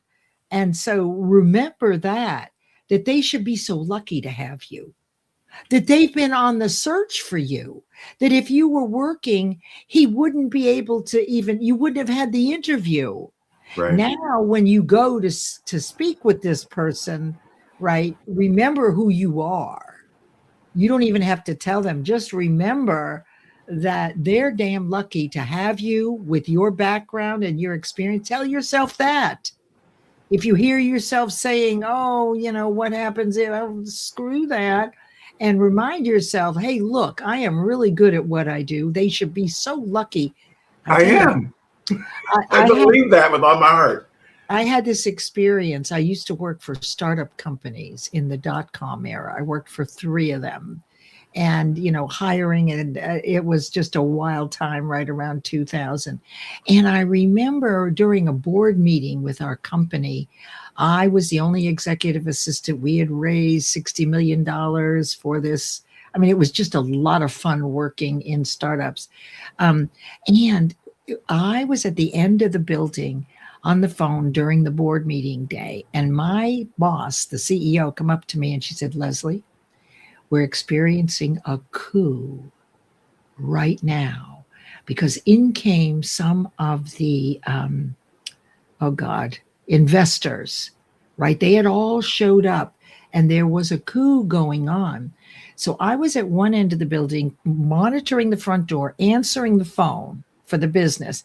And everybody else was at the other end of the building in a conference room. So I'm listening in through a conference call, and I hear someone says, well, what's going to happen with Anne Marie and what's going to happen with Leslie? Oh, they're gone. So the first thing that happened with me, I'm by myself, and I realized, okay, I've just lost my job.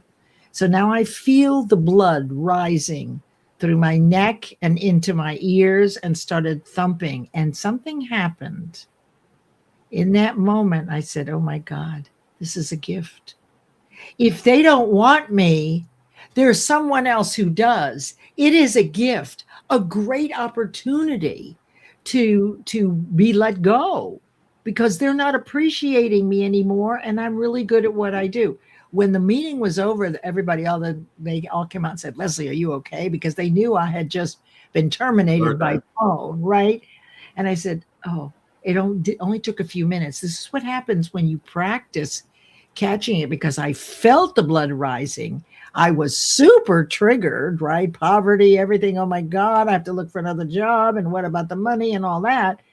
But there became a moment when I realized that this was actually a gift, that I didn't belong here anymore. I did what I needed to do, But if I'm stuck there, then those people that are looking for me, they won't have me. Yep. So that was fast for me. That's the fastest I've ever done it. And so the more that you're able to flip, that's all you need to do here is remind yourself when those thoughts come up, just outweigh them with, I'm great. I do super things. These people should be so lucky to have me. I'm dedicated. I have experience. I am all the things, right, that I know I am, that I've proven. I've disproven all this BS about fear, right? Yep. About me not being good enough or, what are people going to think? No, you are a force to be reckoned with, in my view. And Thank you. anyone who gets you, the right person is going to come along and you're going to be so grateful that you didn't get something else because this is going to be the right thing for you. And that's what I would offer you. Everything works out for me. Yes. Everything works out. It always works out for me too. I mean, But gosh, it just sometimes when you're in the spiral, you have to remind yourself of that. I do want to say this. We're at an hour and 36 minutes. Oh my God. can go into 2 a.m. Literally, hell no. How do you guys feel? Do you want to take questions from the audience? Or are you ready to hang up? Fred, let's ask you first. I have plenty. You have plenty. Okay. Leslie? What do you mean, Fred? You've had plenty. You know, had enough? Look, Mimi, no. I have so much more to share. Oh, God. I have plenty more to share. And I was going to say you would understand that because it comes from a place that has no endings to it. That's right. That's right. I could go on forever and ever. Yeah, we can do this all day, all night. Our conversation is going to be something interesting because we get to do something a little different. I don't know if you had a chance to do it or not with someone else. I did the same thing with my friend. He called me. He said he lost his job. I said, congratulations, because I already knew he was working on cooking. This is your opportunity to get your food truck. He's depressed. He's bothered. He's mad. I'm like, you got a 7-spray package? What are you doing? Let's go. You in California. Yeah. You love cooking. You get up and cook every day. That's your food truck business. Got these 5 beautiful little girls. They go out there on the beach in Santa Monica, take them trays out there with you. You're good. But conditioned thinking makes you feel like the word fire is like an F in school. Yeah. Yeah. So, and we've learned that failure is learning. So we've been taught through autosuggestion, which is the 4th principle of success in Napoleon Hill's Think and Grow Rich. Self-suggestion works for the good, works for the not so good. Whatever you fill your mind with consistently, pervasively, on purpose, or by default, will eventually embed itself into your subconscious mind. Your subconscious mind directs that alignment or vibration, always matches your results. Uh-huh. Okay, so if you want to know why you're living the way you're living, it has to do with your perfect faith in fear. And so once you do something different that you don't know how to do, or you failed at before and you complete it, that's the first step to moving that into the subconscious. You've proven your ability and your deservability, and you have to do it over and over and over again. But what you have perfect faith in is what you're going to have on your doorstep. So this work is what has you practice catching the triggers, reversing your thinking, using the law of polarity. Both choices are always there. How fast can you become aware of what Fred was talking about? When you're feeling lousy, you can tell in your body that you're thinking at a negative level. Something's bothering you because of the way you feel. That is not normal. So I don't know. Maybe everybody in the audience is bored by now. I don't know. So we have 195 people watching right now. Oh my goodness. We had 333, so the numbers have dropped down. In half. But well, 333, 196. Oh. So they're fluctuating right now. So Okay. people seem to be engaged, and that's how when I look at the numbers, when people are still there, it means that people are still interested. Okay, cool. Bobby Lee says positive thinking is powerful and removes fear temporarily. It removes fear temporarily. So this is why when you're creating a new context that you want to have it to be compelling and a driven kind of creation. So when fear does come up, particularly in the beginning when you get a new idea, that it will be outshadowed, but it'll keep coming back. Those fears are never gone. They will rear their ugly head right in the middle of something you're doing. But just remind yourself what's happening here, and that action, well, you go back to why you're doing what you're doing. That'll shut fear up again for a while. It doesn't, you'll always have those fears. You'll hear their whisper, right? There's 6 voices that are busy. I mean, you could imagine yourself as the CEO and you're at the boardroom table with your 6 advisors, and each one is one of your fears. And you have a new idea and you bring it to the board, and the first one says, well, we can't afford that. And the second one says, you don't have the ability. We don't have the ability to do that. The third one says, well, what if we get sick? The fourth one says, this is not a good idea. You failed before at it. The fifth one says, you're really too old. The company's too old for this. And the last one says the company could go down in flames. Fire them all, but you must replace them with their opposite voice, because the nature abhors a vacuum. So you can't get rid of all those board members, all those fears, without bringing in faith in your ability and deservability through practice to outweigh them, right? So that you give them a pink slip and you bring in the person that says, really great idea, Bill. Let's go for it. We really can afford to do this. We'll invest or we'll take out a loan. And, so those fears can be turned, or you can create the opposite in yourself through visualization, through practice. And that's what it's all about. That's why it's fun. Children are masters at this because their fears have not developed as thoroughly as ours. So you'll notice that when they want the new banana bicycle seat, what do? They start picturing it.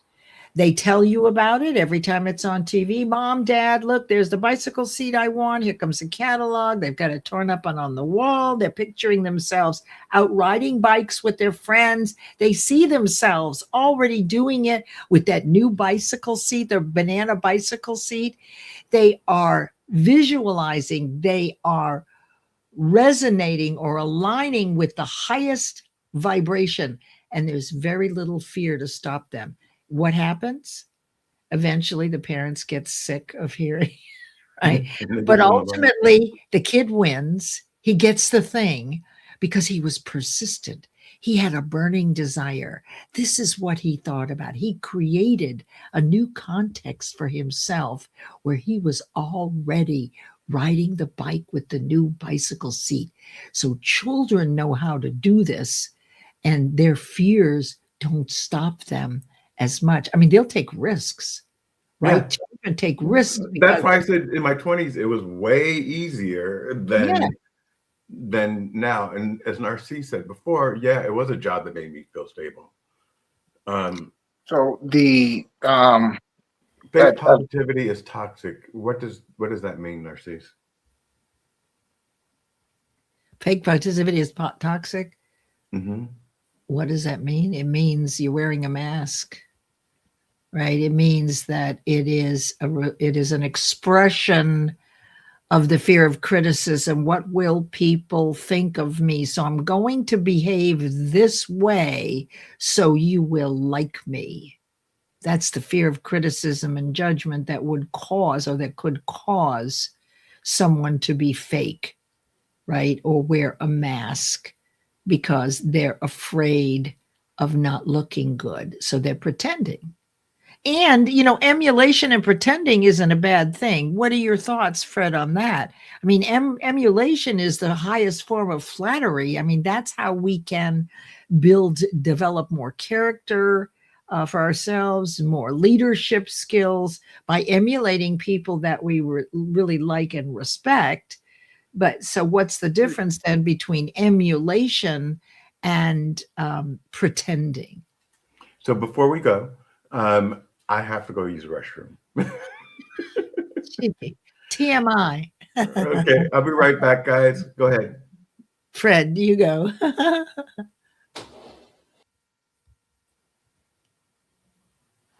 You're still here. Okay. I know. There we go. So the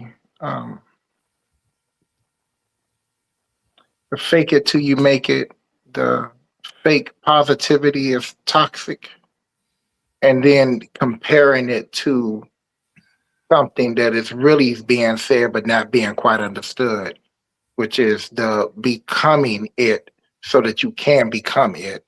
You become it first in your being, in your vibrational being, and then you experience it in your reflection, in your, which we're calling our physical reality. Fake positivity, anything fake is toxic. Faith is not fake. Faith is embracing. So the practice is not fake it. The practice is become it. And then the reality will reflect it. Now, you remind me of the be do have, the have be do model. So most people say, and I think you may know about this, just, well, when I have money, I want to build a business and then I'll be a CEO. My dream is to be a CEO, but first I got to have the money, then I'll build the business, then I'll become the CEO. This is not right. This is not the way to do it. This is to be the CEO, which is what you're talking about. Take on being the character, or having the characteristics of a CEO. Then build your business and the money will come. To your point, right? It is being and becoming that thing you want to be first. Would you agree, Fred? I would agree. Becoming it in multiple levels. I normally address it from the being first, becoming it internally first. When, before we accomplish anything, before any titles come, before anything else happens, before you're a millionaire, before you were CEO on paper, everything happened here within you first. Yes. So you become aligned internally. To become aligned internally is to pour from that space that you were discussing, that we were all discussing. And then I'm saying you have to make your mind up. Like we're saying choose. Okay, but choice is definitely our key. We must choose it. Mm-hmm. But to make your mind up means this. I have made my mind up. Therefore, whatever else is inviting, that's totally fine. But I've already made my mind up. So when you make your mind up, the invites that are saying what you can, what you not, are the fears. In our boardroom, you influence them and you remove them. Let me influence you and quiet you down. Yeah. And now I'm going to put somebody else in that place.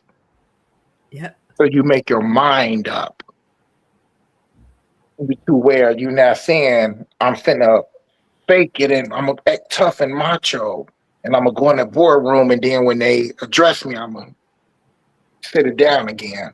But you saw right through me. Or when they look, when anything, anyone, any situation looks through you, they will be afraid to look through you because it will reflect back what it is that it was looking to impose upon you.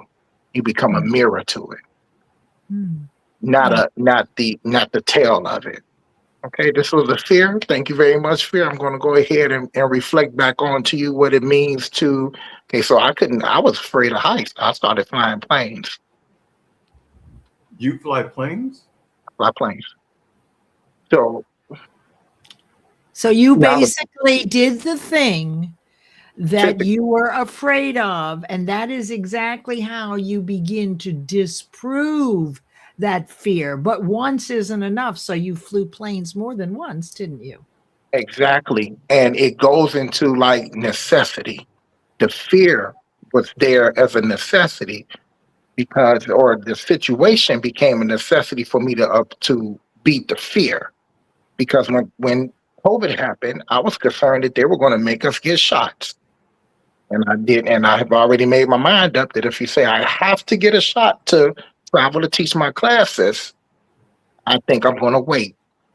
So everybody to each his own, But me personally, my choice was I would not be the first one in line. Mhm. So I said I better go learn how to fly planes because I got classes in LA, New York, Texas, and some other cities. And when I first took the plane up, I said, "Why I gotta always be doing stuff? What made me do this?" And as I started getting close to the towers downtown, I'm like, are you all sure that I should be still going this way?" They were like, "You're doing fine. You're doing fine." But let me tell you what was tired on me. I was tired. I was like, "Okay, let's just put the plane down." I thought I was tired. Because when I got on the ground, I was great. Woo! What was tired on me was my nervous system. Mm. We're not tired. We're not old. Our nervous systems get worn. Mm. You're strong. We're stronger than what we were when we were younger. We're not older and weaker. We have wisdom. We have the experiences that we didn't have when we was 20. Our experiences in our 20 are our experiences now. Mhm, mhm, mhm, mhm, mhm. So what we Absolutely. whooped in the tail and what we kicked when we were younger, what will make us think at any point of time that we won't kick it now. But you got to put the nervous system at ease. Start with your breathing. Actually, I use breathing, but I don't have so much now. But friend Catherine Chadwick shared with me how to breathe when I would have heart palpitations. She knows all about the vagus nerve, right, and how to reset my vagus nerve. So it started with thinking, what am I going to do to alleviate this? I'm learning something else, and that is how to breathe to stop the heart palpitations and learning about the vagus nerve. So everything begins with a choice of what you choose to think. Wouldn't you say, Fred? I think that's wonderful in the sense of you were able to recognize the relationship with a physical activity that Mhm, affected the mental mindset and the mental mindset that affected the physical activity. mhm, You mhm, saw how it works, and that becomes an example to us of what you are saying in your mind, where you are telling yourself the story. If you're going to take the journey of, I'm going to take the journey of healing, you will acquire the healing Mm. because absolutely. it's rigged in your favor. Oh, I just thought of something really fun. I think you guys would like. And I don't know why I brought it up. Well, I do know why. So when I first started teaching this work about 20 years ago, one of my clients grew up in Texas with the children next door of Jose Silva.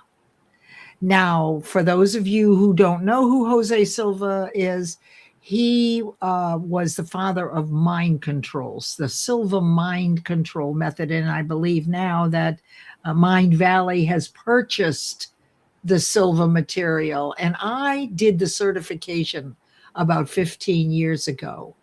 And let me just tell you, so this client of mine grew up, and Jose Silva was a Mexican American, and his children were getting ready to go to school, and he knew things were not in his children's favor.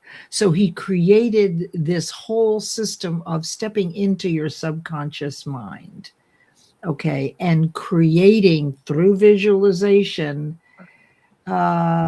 realistic environments, one of which is to heal, which I learned with this. So what happens is I learned how to create a set point in a wall before I learned to do it in humans. I could actually create through visualization what it's like at a certain point in the wall, behind the wall. Okay. And this is how psychics do distance healings. And the last thing we did during this certification was I had to heal someone I didn't know. And all I knew was the woman was 65 years old and she'd been a house cleaner, right? That's what she did. So anyway, what I was supposed to do was scan her body from the inside. So starting with her feet.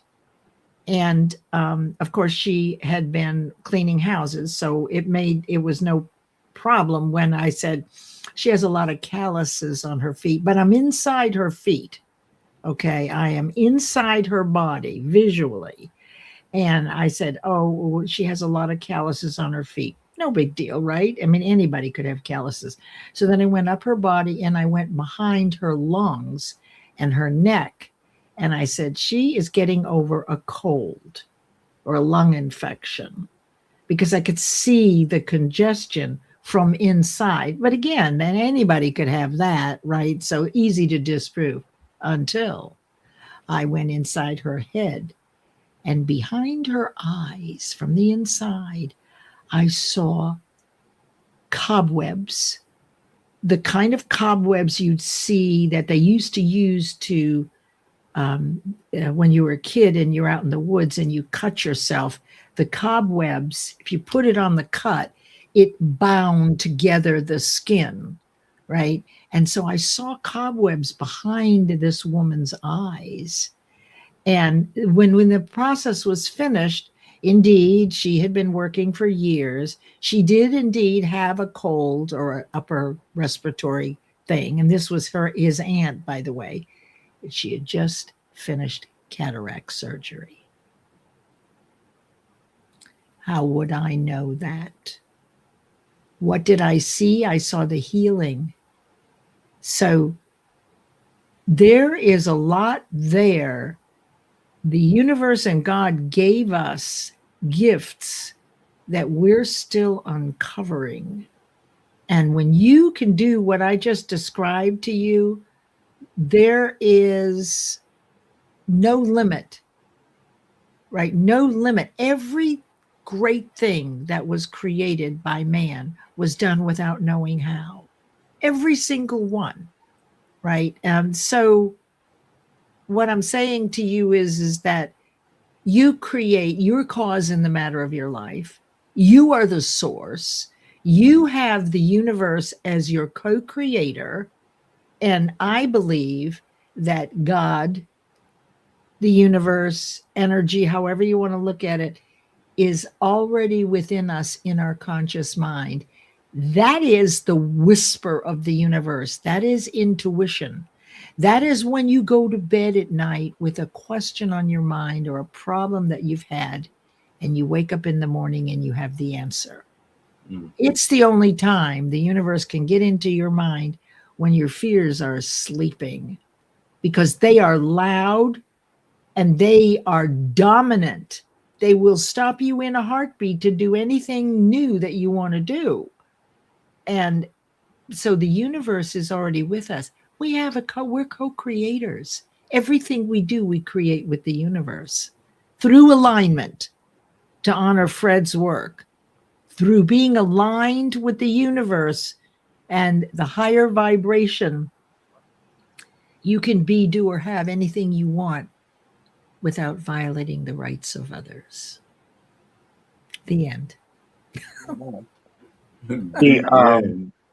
The the Reiki, the advanced Reiki can lead into more of the studies in that.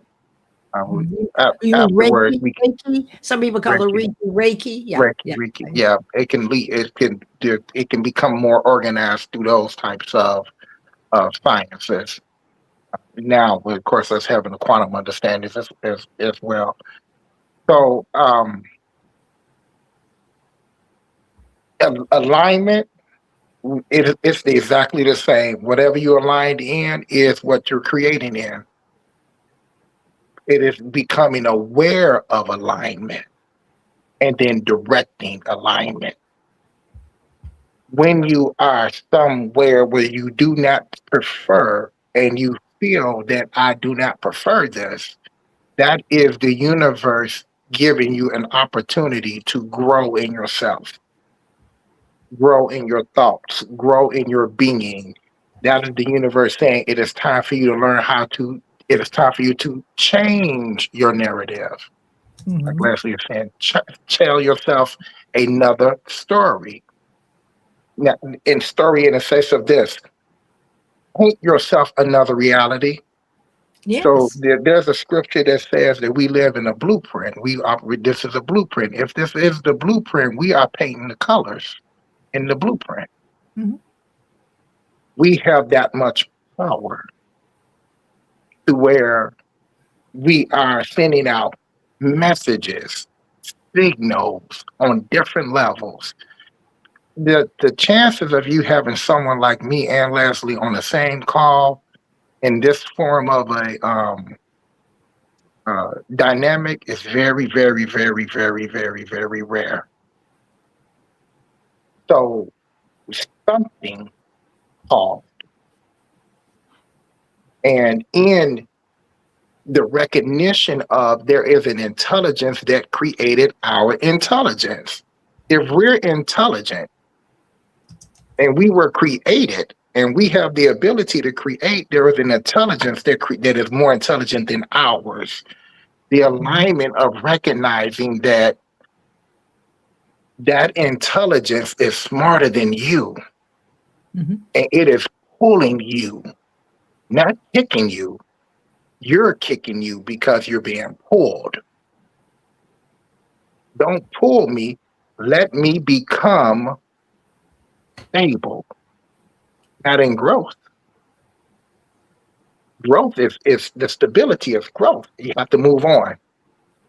When the baby outgrows the cradle, don't get mad at the cradle. And the baby now tell the baby don't get mad at the cradle. It is time for evolution, That's right. time for Nice. forward growth. And then when you the baby that outgrew the cradle, don't get back in the cradle. It is time for evolution. We Mhm. can never step back into them other years. We can never do why? Why step back into uh 2018, 2019? Don't even step back into the great years. Oh, these years that were so good for me, gone. Why? Because it's time for something new. I agree with that. And I Mhm. feel And that. then when it's time to outgrow the cradle, don't get mad at the cradle. Don't say it's the situation. It's the growth. Because we can all say, everybody, every last person, all of us, no one is there. Not there. You're not there till you done and you evolved and you done. And you come up out of Ooh. this form of life. But we're never there. The there is the awareness of the continuous growth. And if Mhm. you come set, how you gonna grow? It don't look the way it used to look. It used to be better than this. I want that again. Absolutely not. Why? Because you were called for something more. Right. Absolutely. And don't get mad at the cradle about how the cradle used to be comfortable.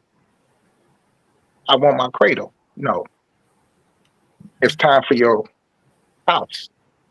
It's time to take it. It's time for your stability in self, where you recognize it. The more you recognize it, the more you will interpret your reality proper. And not proper. You will interpret your reality based on what you are recognizing within yourself. Understood. It is only a reflection based on how we define things. This has And been telling yourself the stories, giving yourself the new narratives, you start the new thinking patterns. When I started taking the investment licenses, I felt the neurological changes taking place in my head in my relationship with money. I physically felt them because it was a new thinking process. It was a new, different series, a process. When we have a thought, the brain fires up in sequences. No two people have the same two firing sequences. It's just like fingerprints.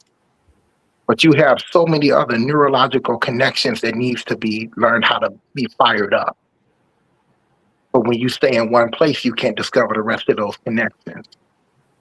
And the only way you're going to discover them, uncomfortableness. Because it gets so they're uncomfortable, but you don't have to make being uncomfortable your enemy. It becomes your assistant. This is uncomfortable. Why? Because I'm about to come into a new understanding, into a new position, into a new reality that is advancing me, not degrading me. 100. Leslie Flowers, Sensei Fred, I think this has been an amazing conversation. It has. Fred, if you want to stay on a little bit, and I know you have a lot to say. Leslie, I remember I told you that we would be done by 5:45. Yeah, I'm done. 6:00. I'm done. I want to cook dinner, and it's been a lot of fun. And gosh, thanks everybody for being here. I hope you got a lot of that. You had some, if you inspired with one or two ideas that you take and process. And it was just wonderful being here with Fred. While I could talk forever, I got a show tomorrow morning, and Yeah. and I get to do this Mondays and Fridays at 11 a.m. Eastern. And it's what keeps me young. It really is that I've been teaching this for over 20 years or 18 years. And so, everything I teach, I do. I'll never be perfect, but I will say, and I clean up my messes, most all of them right away. I take responsibility. That's one of my mantras. I'm not perfect at it, but we aspire to higher awareness. We're not perfect, but if you screw up, apologize and move on. Absolutely. That's my philosophy. So I don't know how much more. I'm kind of thinking about what I want for dinner. What about you guys? I get you. I want to say this to everyone out there, Sure. and to you, Leslie and Fred. I use myself as an example. Mhm. And so my life is great, but I have moments, and I share those moments for conversation, and then to kind of say, hey, I really felt this in this moment. And so I don't want people to take away from this that I'm a mess. I am evolving and becoming, and every day is a new challenge, and I'm taking it 1 minute at a time. Leslie, we're going to go ahead and let you go. Okay. Go ahead and cook dinner. Fred, you want to stay for a second? We can close out. That's fine. Okay. Leslie, it is a truly, truly a treat to hear you. I'm looking forward to our conversation. Thank you so much. Thank you so much. You're going to continue then? You guys are going to continue talking? All right. Yeah. We'll go a little bit. We're Okay. gonna keep on hammering a little bit, but that was that was a lot. It A lot. was a lot. It's a A lot, lot. and we will find, you and I, Fred, and you too, Bill, that we are pretty tired tonight because this kind of this thinking Yeah. is, while it's stimulating, it takes something to talk this way and banter about and share, what we know. And I found it a very good investment of my time being here today, and I Thank really want to you. thank you for inviting me and allowing me to share what I love and what Fred loves, and hope it makes a difference for people. I think it definitely will. I appreciate it. All right, I'm going to step away. Thank you, guys, Thank you, um, Leslie. and we'll Bye-bye. see everybody. See you on the boards tomorrow morning on LinkedIn. Here we go. I will be there. Bye. Bye-bye. Hey, Fred. So I know last time you said there was so much that you felt like you didn't get to finalize or finish. And I didn't want to leave you without hearing like how you felt and if you have more to say. And I can sit and listen to you all day long. So But you are with your statement of what your representation is, and you don't want the people to believe something. You are bringing forward an opportunity for people to be able to possibly hear um, perspectives that can possibly change their lives. absolutely. So it has absolutely nothing to do with, of course, what anyone might think. You have more gratitude, if anything. Thank you. I So appreciate that. there were and there are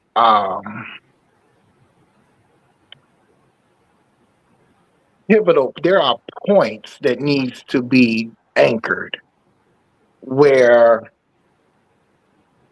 you understand where everyone understands that it is a thought, a act, and a feeling. I'll give you, since you were kind enough to share about dancing, when you are in a place of I got something right, and if you can conducting an act like dancing Mm-hmm.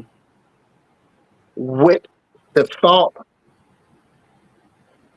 the idea of the negative invite only joins the dance where it's there, but I'm the leader. I'm the guide of it. The Yeah. negative thought only becomes let me convert it into let me dot my I's and cross my T's, but not worry about it. But if it comes to attack you, uh, did you make your mind up? That's what you got to ask yourself. Did I make my mind up? Because like you can't when you the attack becomes a. Are you sure you made your mind up? You sure this is right? If when you make your mind up, you make your mind up. How do you make your mind up? Oh, you make your mind up by adding a vibrational feeling to your dancing while you make your mind up. Adding a Now you feeling having while I'm a dancing. play. You having a more of a connection of a mental state, a physical vibration, which goes into the continuations of acts.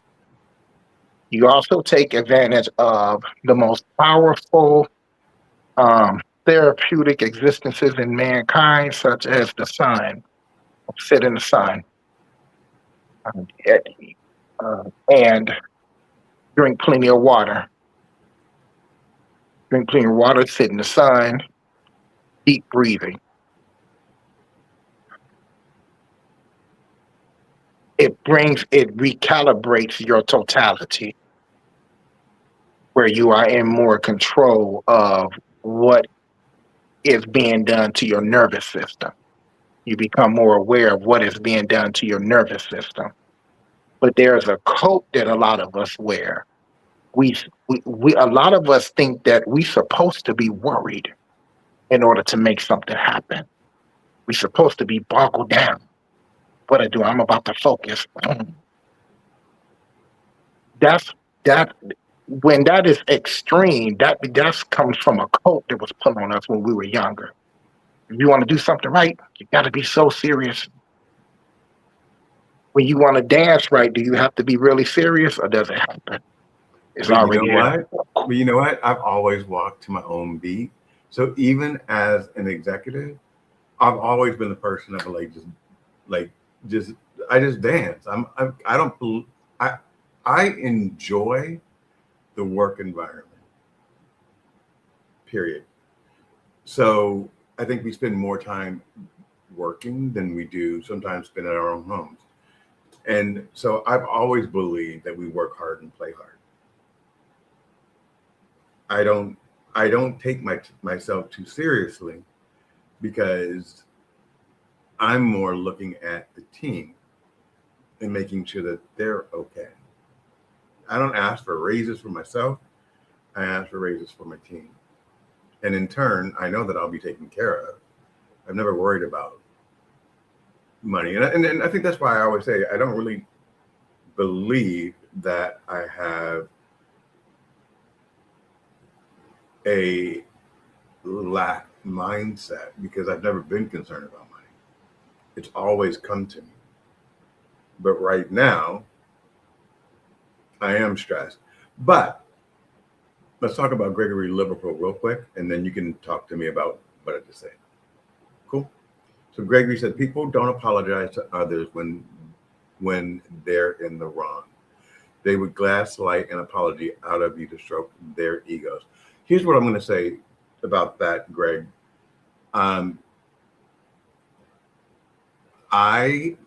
feel that strongly. And the reason why I feel that strongly is in my life, I've always felt two things. You don't need to psychoanalyze this, but I've always felt disposable, which means that once people get what they need out of me, that I can be disposed of. But that comes from my childhood, right? If you think about that, Fred, I'm done with him. He can go here, he can go there. And I've always felt like people tend to overstep or maybe step on my toes. And I always end up apologizing for it. And that's getting really, really tired because I feel like I go above and beyond for everyone around me. And I take relationships very seriously. And I think that sometimes people owe me an apology and they just don't ever step up and do it. They're like, why are you in your feelings? Okay, well, you just, kicked my dog. So yes, I'm in my feelings about it. So yes, great. No one ever apologizes to me, ever. I'm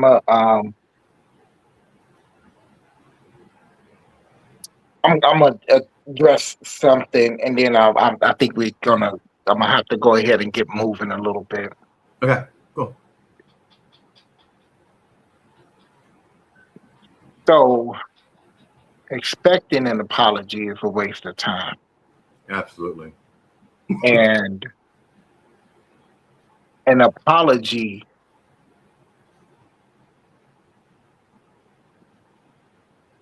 depending on the relationship is what makes it what it is.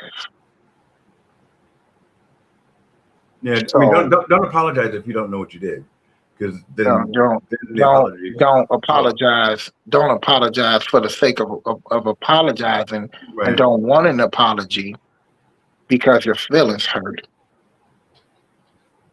Yeah, I agree. It's a waste of time. Those are the things that you wind up projecting off of. Somebody did something, they didn't apologize. I did something, I didn't apologize. What's moving the meter to where it is that you want to be in life?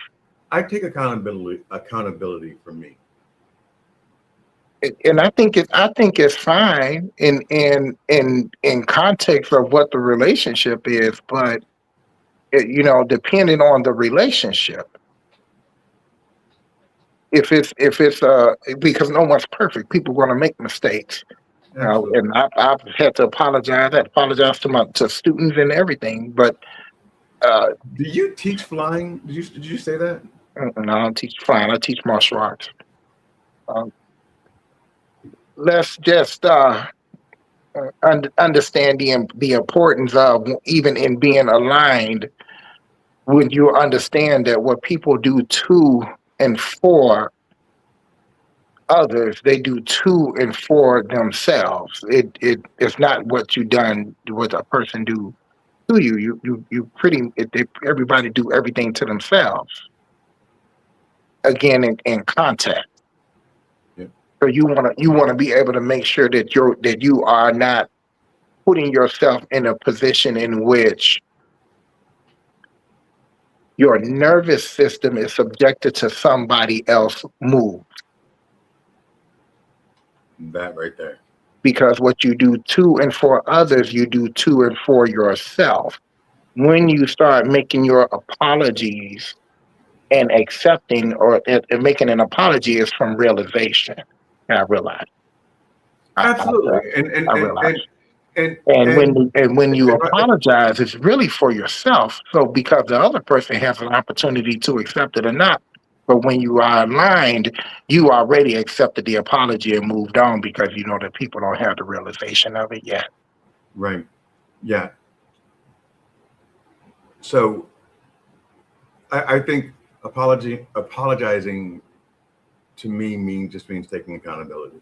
So if I've said something or done something that has offended somebody, regardless of whether or not it was intentional or not, um, I like to discuss it and say, hey, let's fix this, because let's not hold on to miscommunication, Mhm. so that we can move forward together. Because relationships all relate. My relationship with you is important to me. I don't know you, but I want to make sure that you're safe. I care about you. I care that you're living right and you're eating right, and that you're leading your abundant life and all the things that you want for yourself. I don't take any relationship as a transaction. I take it as a connection. Okay. We get to define them. Yeah. You put your own universe together. Everybody's in their own existence. And it's about learning that, becoming the master of your own existence, where you recognize yourself as the head and not the tail. That's why the statement about the apology is you're letting someone apologize so that they can resolve things for themselves. If they apologize to you and that's now resolved something for you, you are still giving power to other people. Got it. Like, oh, well, this person apologized, so now my life is better. I let this person apologize so that they can move on, because I've already Mm, moved on, because I understood that they didn't understand. right. And then when it's me, okay, I hope they understood that I didn't understand. You Right. I know, get it. 100%. Okay. yeah. Well, let's wrap this down. In order to practice is the unification of in your entire self. You are to have not only a thought, you also to combine that thought into a form of a physical expression, which gives you a feeling. That feeling and that thought is done in an application toward what it is that you're working on. Feel good in your body about it. Feel good in your breathing about it. To start dealing with the invites, focus on your breathing. Even when it comes, and you feel, here it comes, focus on your breathing. Got it. And then start directing your internal existence. Start being that God inside. We were created in the image. You're the one in charge in there. Beautiful. Okay. Well, but I hope we have shared some words, and I hope people were able to experience things that were beneficial. It's very beneficial for me. I appreciate you all and your time. I appreciate you. Everyone, I have Thursday at 1 p.m. I'm having a show with Paul Thomas and Dr. Cambria about healthcare in America. And Paul Thomas has just gotten back from DC fighting for our health rights. And I appreciate every single one of you. Oh, and my PayPal is at William Rochelle 153, $5, whatever you guys want to donate. It all goes a long way. I appreciate it. And the only reason why I'm saying that is because I recognize that all the big guys out there always say, hey, support my Substack, support this. So support me on PayPal, $5, $10. I appreciate you, Sensei Fred Jordan, and I will see you soon. Okay. Have a wonderful day. Good night, everyone. Bye.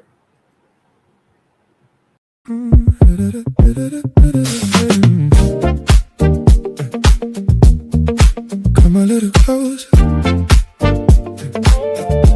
Tell me who you are.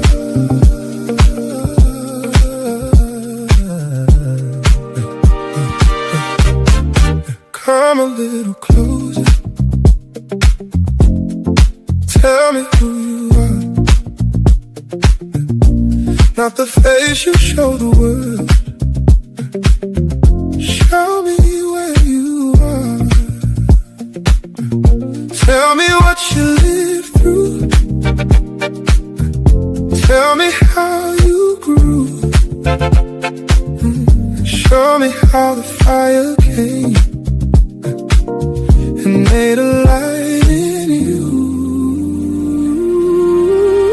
Will we connect where the real comes through? Where the heart speaks loud and I can feel you. Will we connect? Bring your dream and drive. Bring your truth and grace. Bring your soul alive. 'Cause somebody out here needs the words you say. And somebody out here needs your light today. You can bring your story. You can bring your name. You can bring the side of you that rose above the pain. Every scar can teach us. Every loss can lead. What you thought was just survival might be what I need. Or will we connect where the real comes through? Where the heart speaks loud and I can feel you. Will we connect? Bring your dream and drive. Bring your truth and grace. Bring your soul alive. Somebody out here needs the words you say. Oh, somebody out here needs your light today. Maybe your story is the reason I was meant to stay. Maybe what you made it through brought you right my way. So step into the moment, let me see what is true. Not just what you built in life, but what life built in you. Will we connect more than just a spark? Is there something here deeper than the dark? Will we connect? Bring your whole self in. 'Cause the story that you carry might be where we begin. Come a little closer.